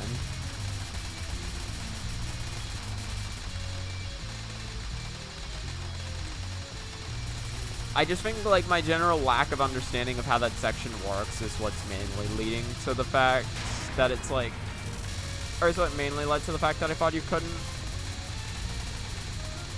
I think I have a solid enough idea on how that works now. I just never really paid attention to it or cared in the past, because, like, I don't know, normally I just don't super pay attention to little details like that when I'm doing runs like this. Like, this run has forced me to, like, just, like, over time, just pay attention to so many, like, little things to help, like, to just help try to get consistency up. And there's probably still other little things that I just don't notice. Because, like, it can be hard to notice that stuff. No matter how long you play it or how many times you see other people play it, it's still just like, I really thought that was going to work. Fuck. I don't know why I went up. That was just bad on my part. Doing a little shimmy to the center. I can do a shimmy. Look at the shimmy. Listen, don't worry about it. Listen, the shimmying will pay off. Every time I shimmy, I gain 0.0001% power added to my shot. So if I just keep shimmying, then eventually I may gain even like a single decimal percentage of power. You know what I mean? You just gotta keep building it up.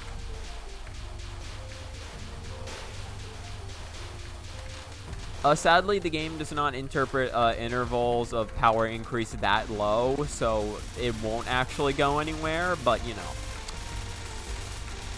I know in my heart that I know in my heart that I am gaining more power, even if the game doesn't give me.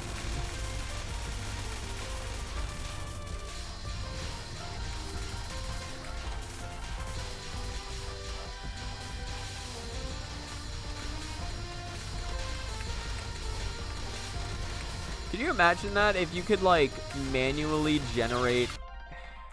My reading is just bad right now. Can you imagine if you could just manually generate power, though? That'd be funny. It'd probably really help for this game. Yeah, I just... One more reset. One more run out of stage 1. Then we just do some practice. I'm clearly just not. My gameplay is just falling off at this point.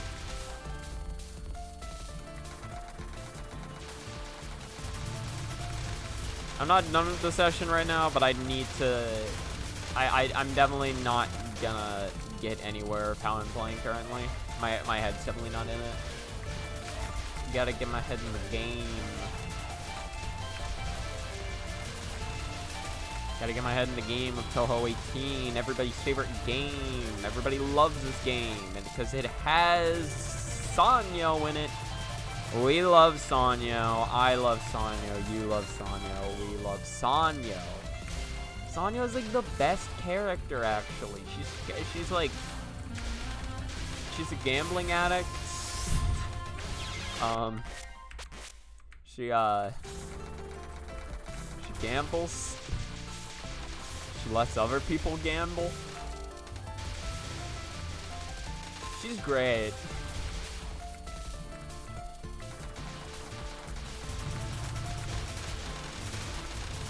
I just want like the, just want like the like list. I want everything I said there to just be like, just like on a list of just like things great about Sannyo, and it's just like, with the uhs included, just like,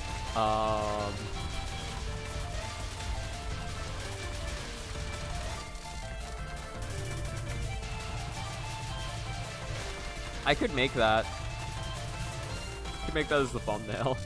Honestly, I kind of like that idea. Just just get like a PNG of like of like a piece of parchment, and then just add some text onto that. Just add like a picture of Sannyo into the background of it as well.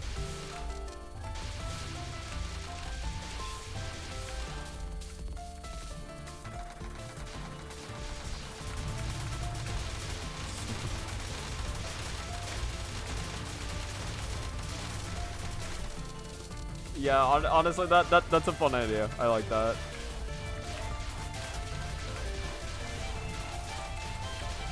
I'm seeing the vision.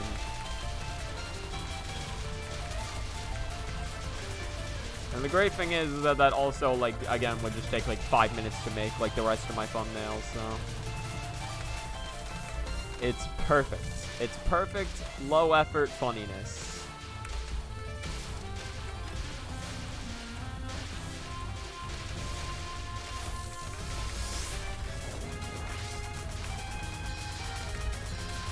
Yeah, I got what do I have to do today? Not a lot, honestly. Like, I should have time to do stuff. I can actually watch DBN tonight if I'm not on call if I don't have to get on call tonight, because I realize I might. Yeah, because Rocks, Renown, and Squash are all they're trying to finish up. Well, Rock's trying to finish up showing Breaking Bad to Squash and Renown. I've already seen the ending because I really like to watch ahead. But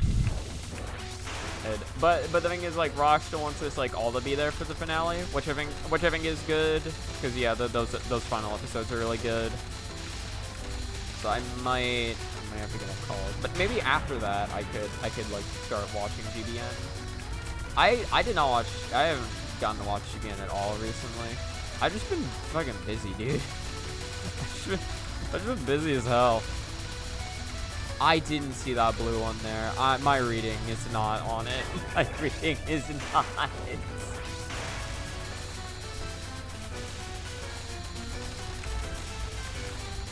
You know, because like, at the very least, I gotta make sure after I stream that I work on schoolwork today. I got constant schoolwork I gotta be doing.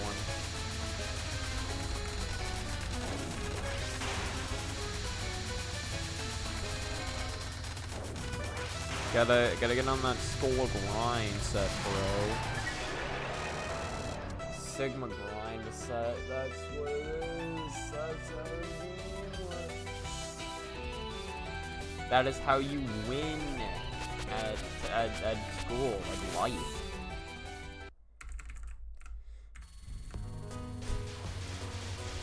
There's actually, technically, I don't get any new assignments until tomorrow. So I'm taking 2 classes right now. One of them does not prohibit you from looking ahead at chapters. And since I've done all of my assignments for this week already, I can get like a day's head start on like one of my assignments for that class, which would be huge. Yeah, you see, I've misdirected. I mean, it's not that bad, but the board was a little messier than it could have been, or it could have been a little bit cleaner.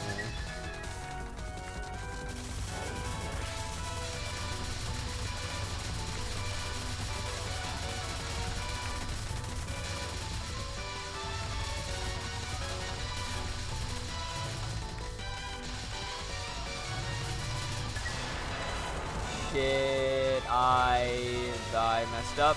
I messed up.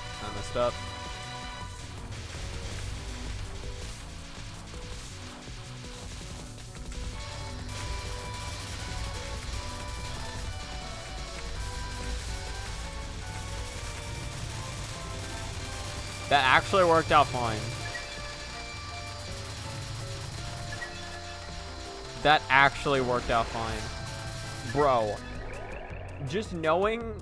Oh my god. Just knowing an actual method for dealing with those guys. Oh my god. That's so good. Like, that would have been like an almost guaranteed loss of a life there. But like, not only did I live there, I lived there cleanly. That was a clean live.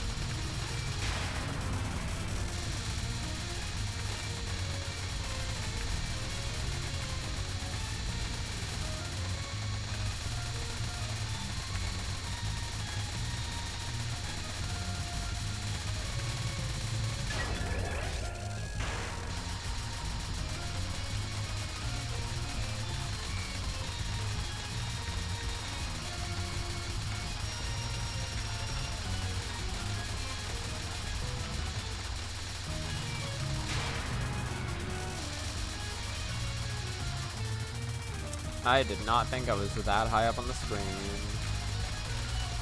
Okay, there we go. That reading was still sloppy, but it was good enough to live.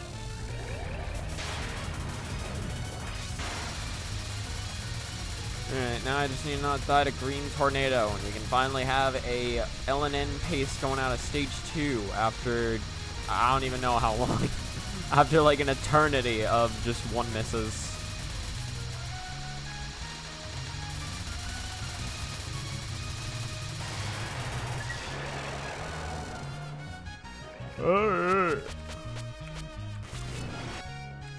Bro, look at how many points I got because I fucked up. I'd rather sacrifice the small point loss though, as opposed to you know, making the section after the mid-boss way harder. Because it is still harder to do that.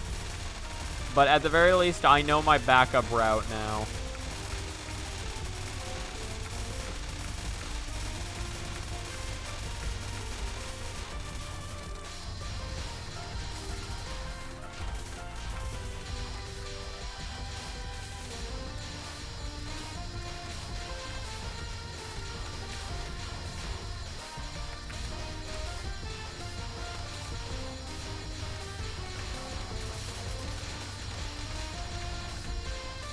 Unfortunate.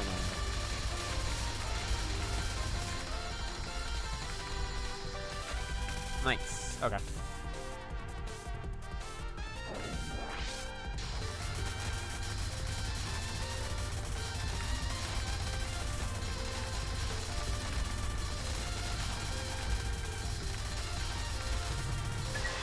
Nice. Okay. That's good.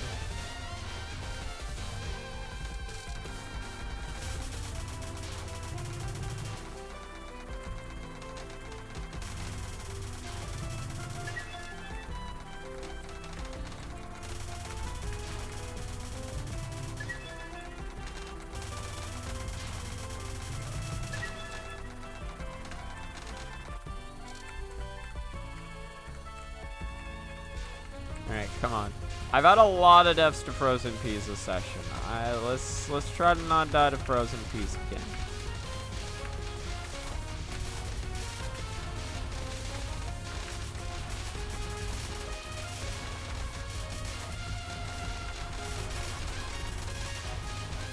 Come on.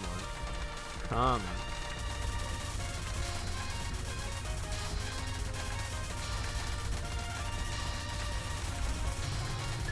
Good shit. Good shit. Good shit. Okay. Not a bad run. Sus? What is sus?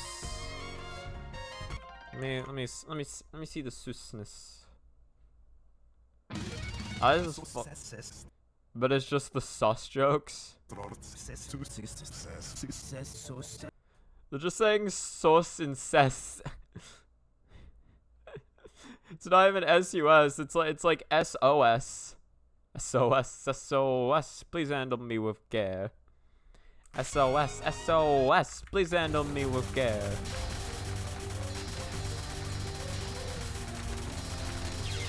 You gotta be kidding me.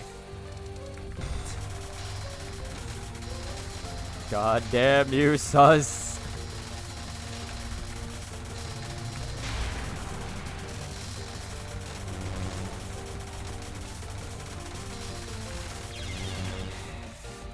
Yeah.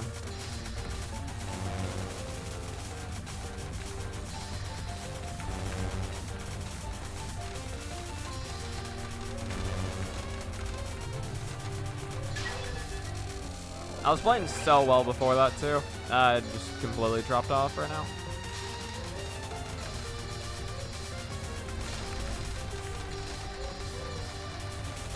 A 2 miss Misumaru just like an immediate 2 miss Misumaru sucks. I mean, those are the 2 hard patterns, but still.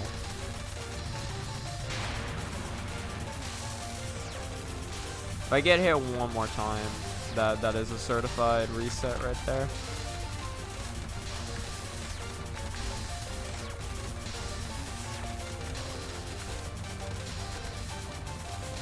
He's really trying to force this reset out of me, huh?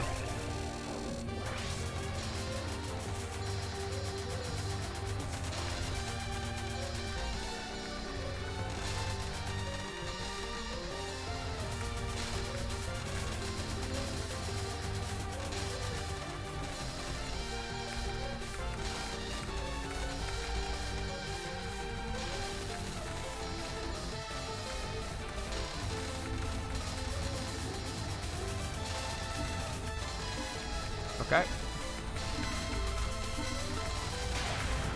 Perfect.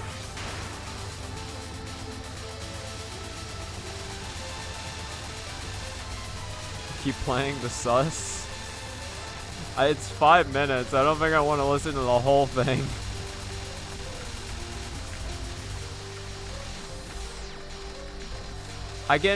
I'll play it once practice starts. Which looks like it's gonna be just a little bit longer before practice starts. All right, so that this run just barely made it to stage 4.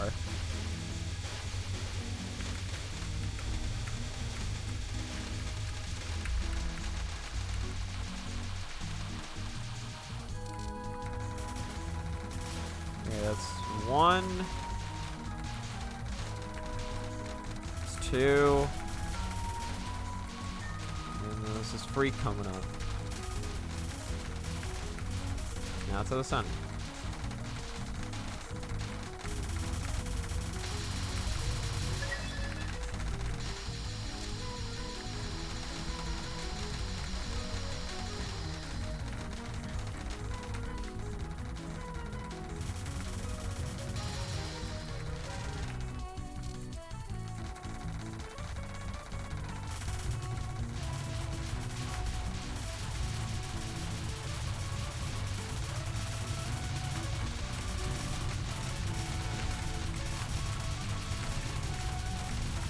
Oh no, if I kept going left there, that actually was a pretty nice open clearing.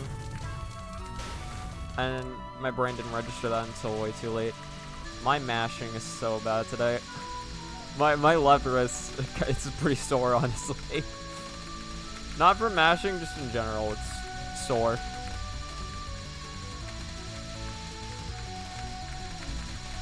Okay, that was the luckiest unlucky Mentos.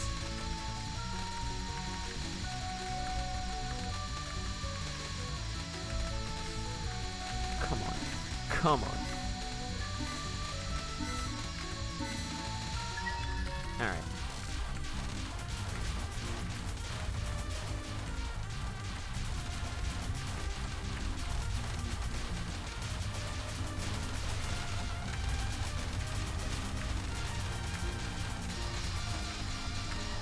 Come on.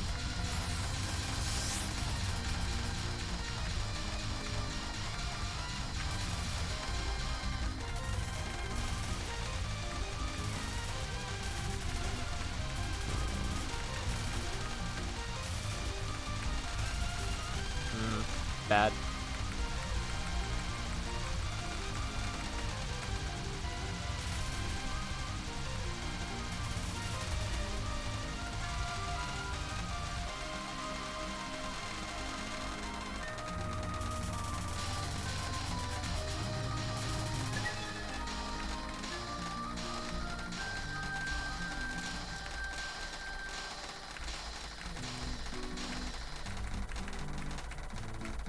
Okay, that was actually a really good stage 4. That was really good. Hello, Turbo. Impossible game. Yeah, basically. Did it say bingo? Did the jumbo say bingo? I don't know. I don't think it can talk. I would love to know if it said bingo, but I don't think I can. I don't think we'll ever know. The world may never know.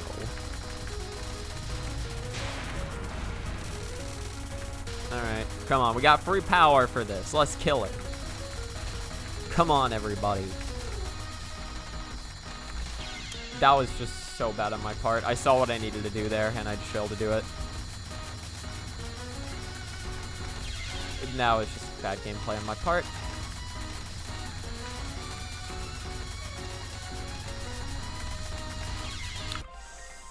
I'm mad that clipped me. Also, I forgot to update the counter. I'm mad that clipped me. That's not even a... That doesn't even reach the fucking leaderboards. I don't even get the game over clutch. I don't even get it. Yin Yangs can talk. How else would they obey Reimu's commands? They do not. You think these fuckers listen to anyone? Look at these guys. Yeah, that was rough. It happens sometimes. Like, if you're not on your game for spell 1, it can just fall apart. And basically, spell 1 fell apart the second I died to that first giant green yin yang orb. That was the first time it went wrong. Or that was kind of where it all went wrong. Because if I had rushed over it, then I would have been in a really good spot, but I wasn't, and then I wasn't prepared to read anything else afterwards because I messed that up, and it's just like, it is what it is. Alright, I'm just gonna... Honestly, after that, I was gonna do stage 4 practice in general. I'm probably just gonna do Misumaru practice, and then maybe a little stage 4 practice to top off this session.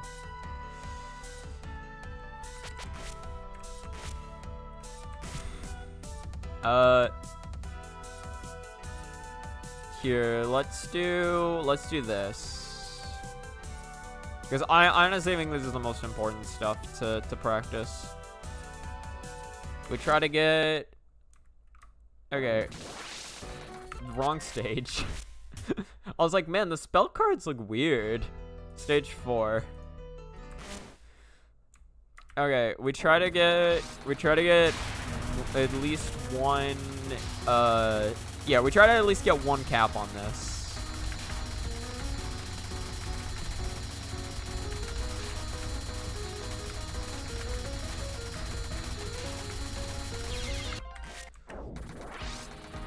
Which is pretty fucking rough, to say the least.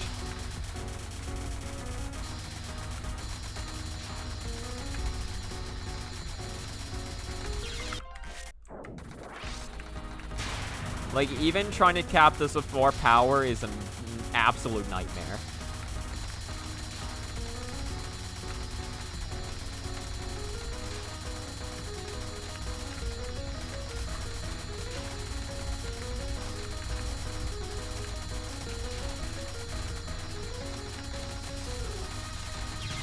I had to rush up faster than that. Or just stay down, I guess. Yeah, 14 out of 99. Most of those caps have come from practice.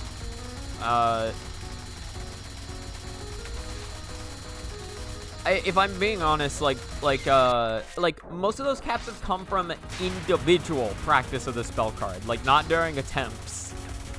That's me trying to go out of my way to cap it.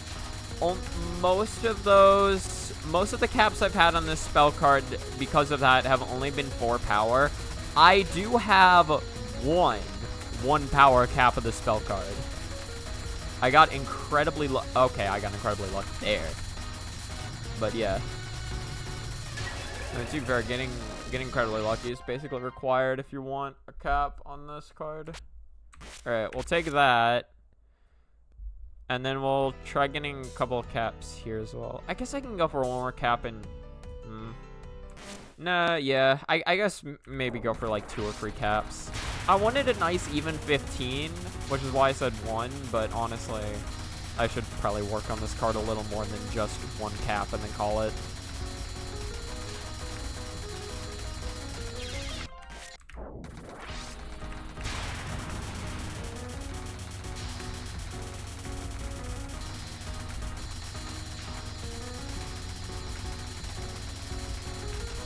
Yeah, that was just unfortunate. I had to go all the way up to the side there.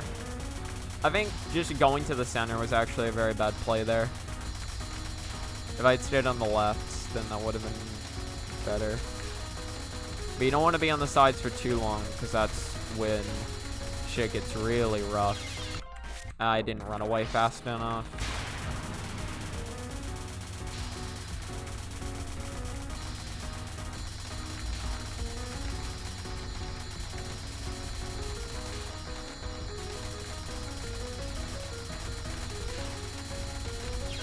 Nope.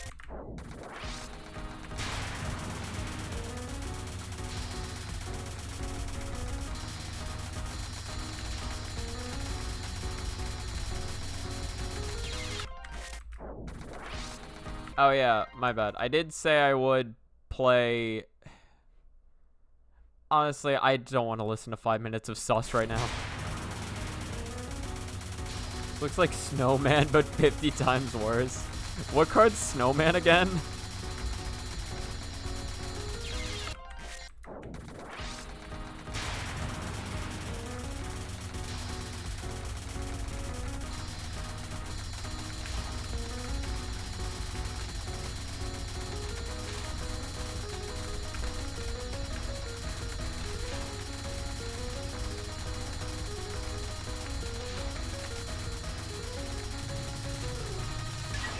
Nice, okay.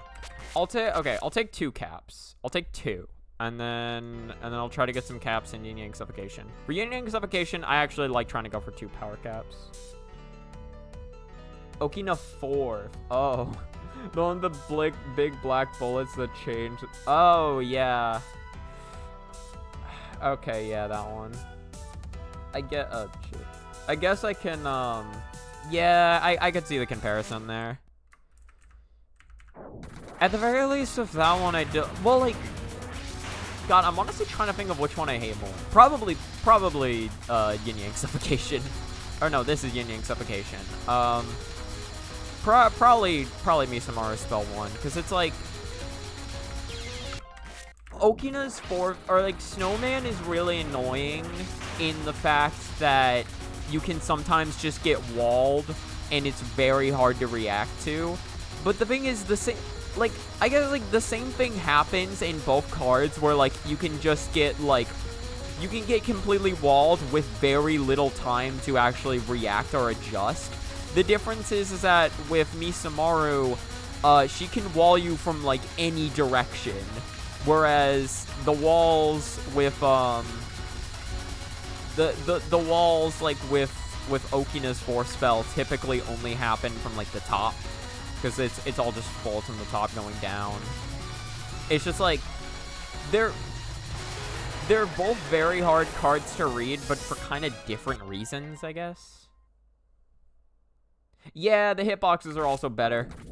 I still feel like the hitboxes are like still a little egregious for that card, but they are definitely better. They're definitely easier to deal with than the Yin Yangs. And you don't have to deal with any giant snowballs either.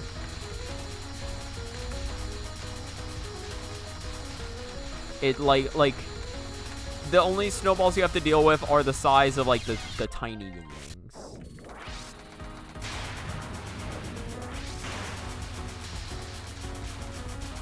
Those are Mentos, whose actual glow up the goof. Yeah, it is Mentos. You are right.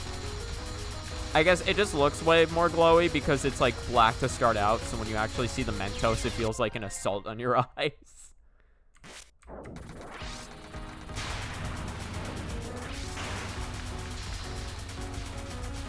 Yeah, it probably would be way harder to see if it was actual glow bullets. Again, they just they feel like glow bullets because of how dark they are before they actually, like, are revealed.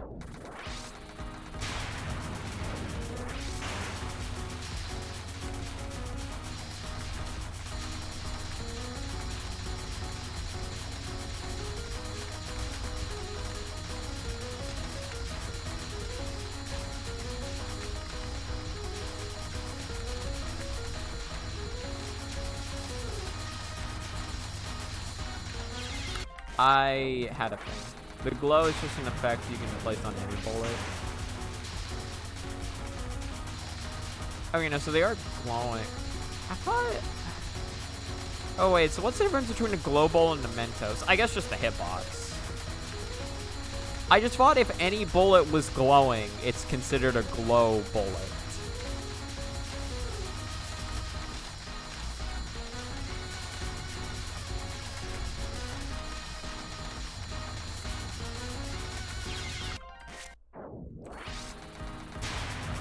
I should ask them to make snowman with bubbles. you have the power. You can do this. Hell, you could just make snowman but with yin yang orbs. Or haven't you already done something similar? Didn't you change one of the spell card for something to yin yangs? Or I might just be misremembering. I don't know. You've done a lot of shenanigans. I don't remember all the shenanigans you've done.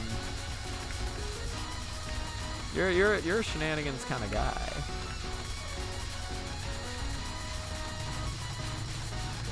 Come on.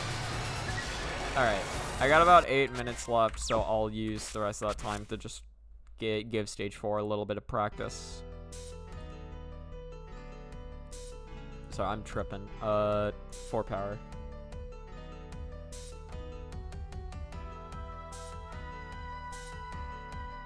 Are yin yangs in 16's engine? I don't know.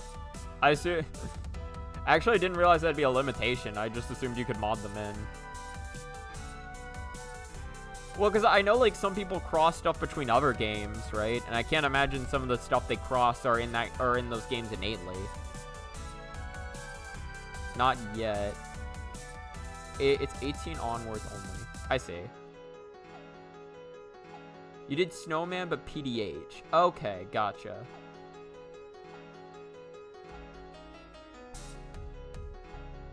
I imagine you could add bolt. If somebody could add a UFO system... If somebody could add a UFO system to Touhou 16... Oh, wait, no. Wait, was it Touhou 16 they added a UFO system to? I think so.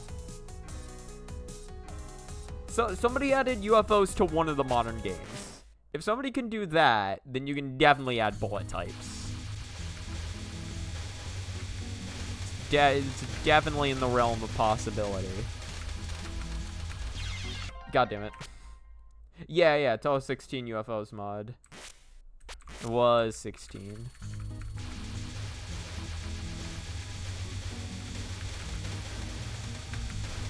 At the very least, I would think so, anyway. Or I would think that if that's possible, then you could add bullet types. But I might be. I mean, to be fair, I guess those are two like completely separate things. So no. Oh right, that was only the second wave. Or that wait, bro, I cannot think right now. Didn't know that was a thing. Yeah, I learned about that like a decent few months back.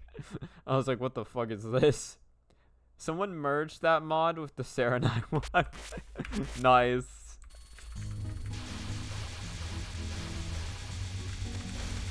Serenai is now officially a UFO player.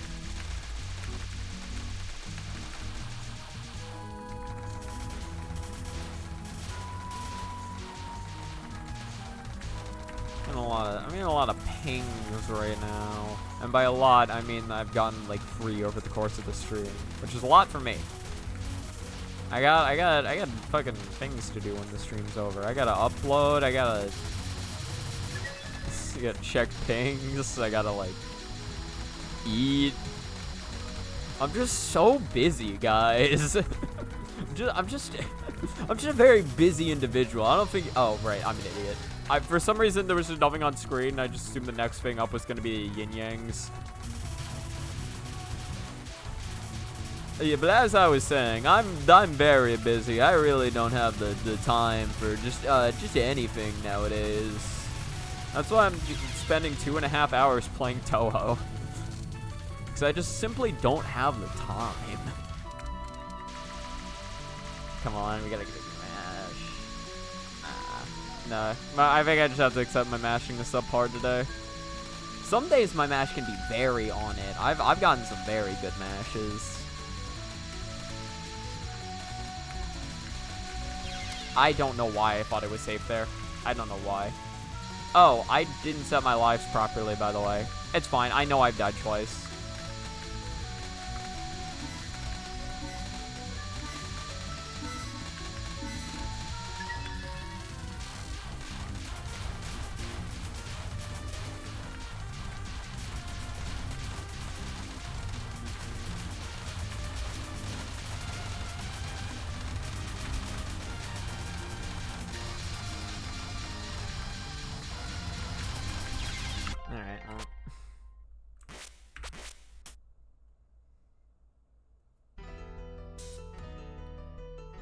Me on my way to get Great Fairy Wars release of UFOs in lowercase and I.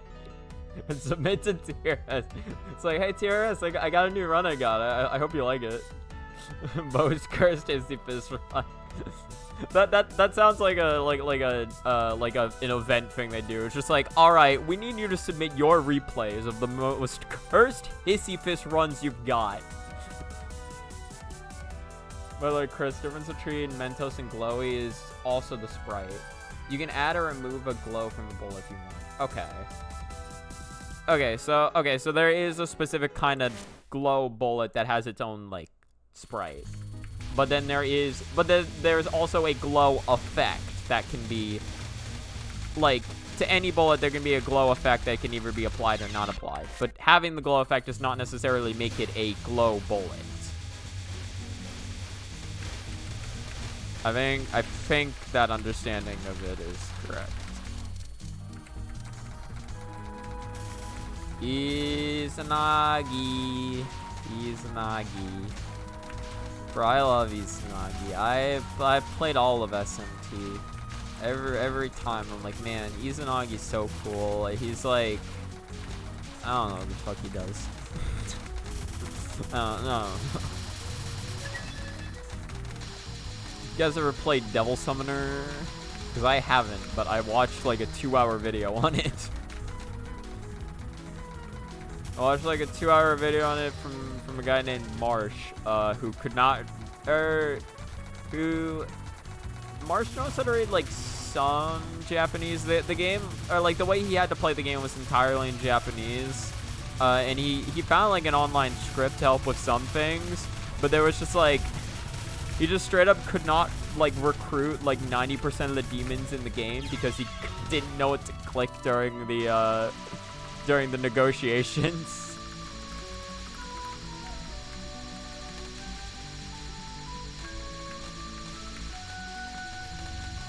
It was pretty hilarious. It was also cool just like hearing like just kind of like the plot line and gameplay of a game that I probably wouldn't have been able to play myself, or at the very least wouldn't really want to play myself. I definitely thought I could get around that bullet. I'm dumb.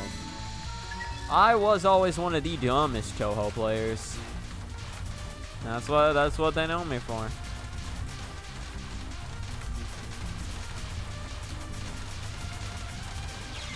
Yeah, that was just bad. I'll give it one more attempt.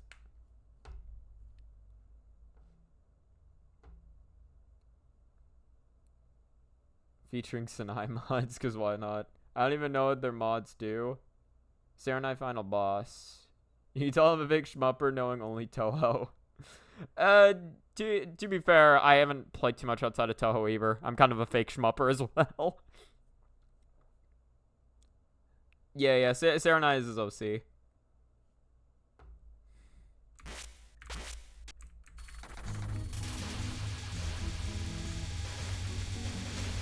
Welcome to the realm of Touhou OCs.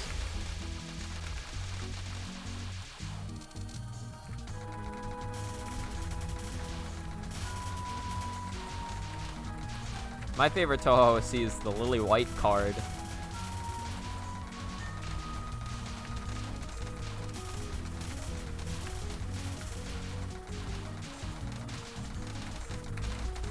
Honestly, I think it'd be funny if somebody wrote an SCP entry on Lily White and the Lily White card. I could do it. I could figure out how to write an SCP entry. The SCP entry does have a category that's specifically designed for memes. I guess the only problem is I don't know, like, at the very least, like, you know, even if they're memes, it needs to be kind of on topic in some way.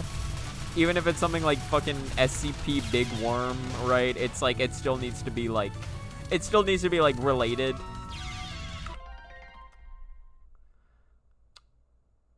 Has that ever happened before?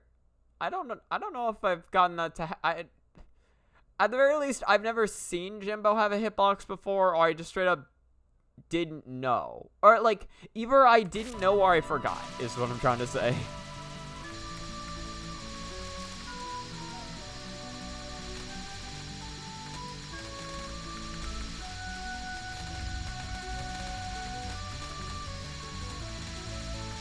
I don't know. I don't really.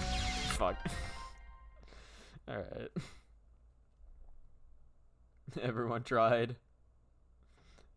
I just wasn't, should get back. I should get back to drawing my own OCs and not just Touhou. People already utterly fucked Touhou fandom wiki anyway. It got fixed, sort of. To be fair, it's not like the fandom wiki was that accurate to begin with. Or like, yeah. I think that's the thing about wikis is like, I guess, like, you know, like, don't deface them, but also like, I don't know. I don't really care because I didn't put that much credence in the fandom wiki.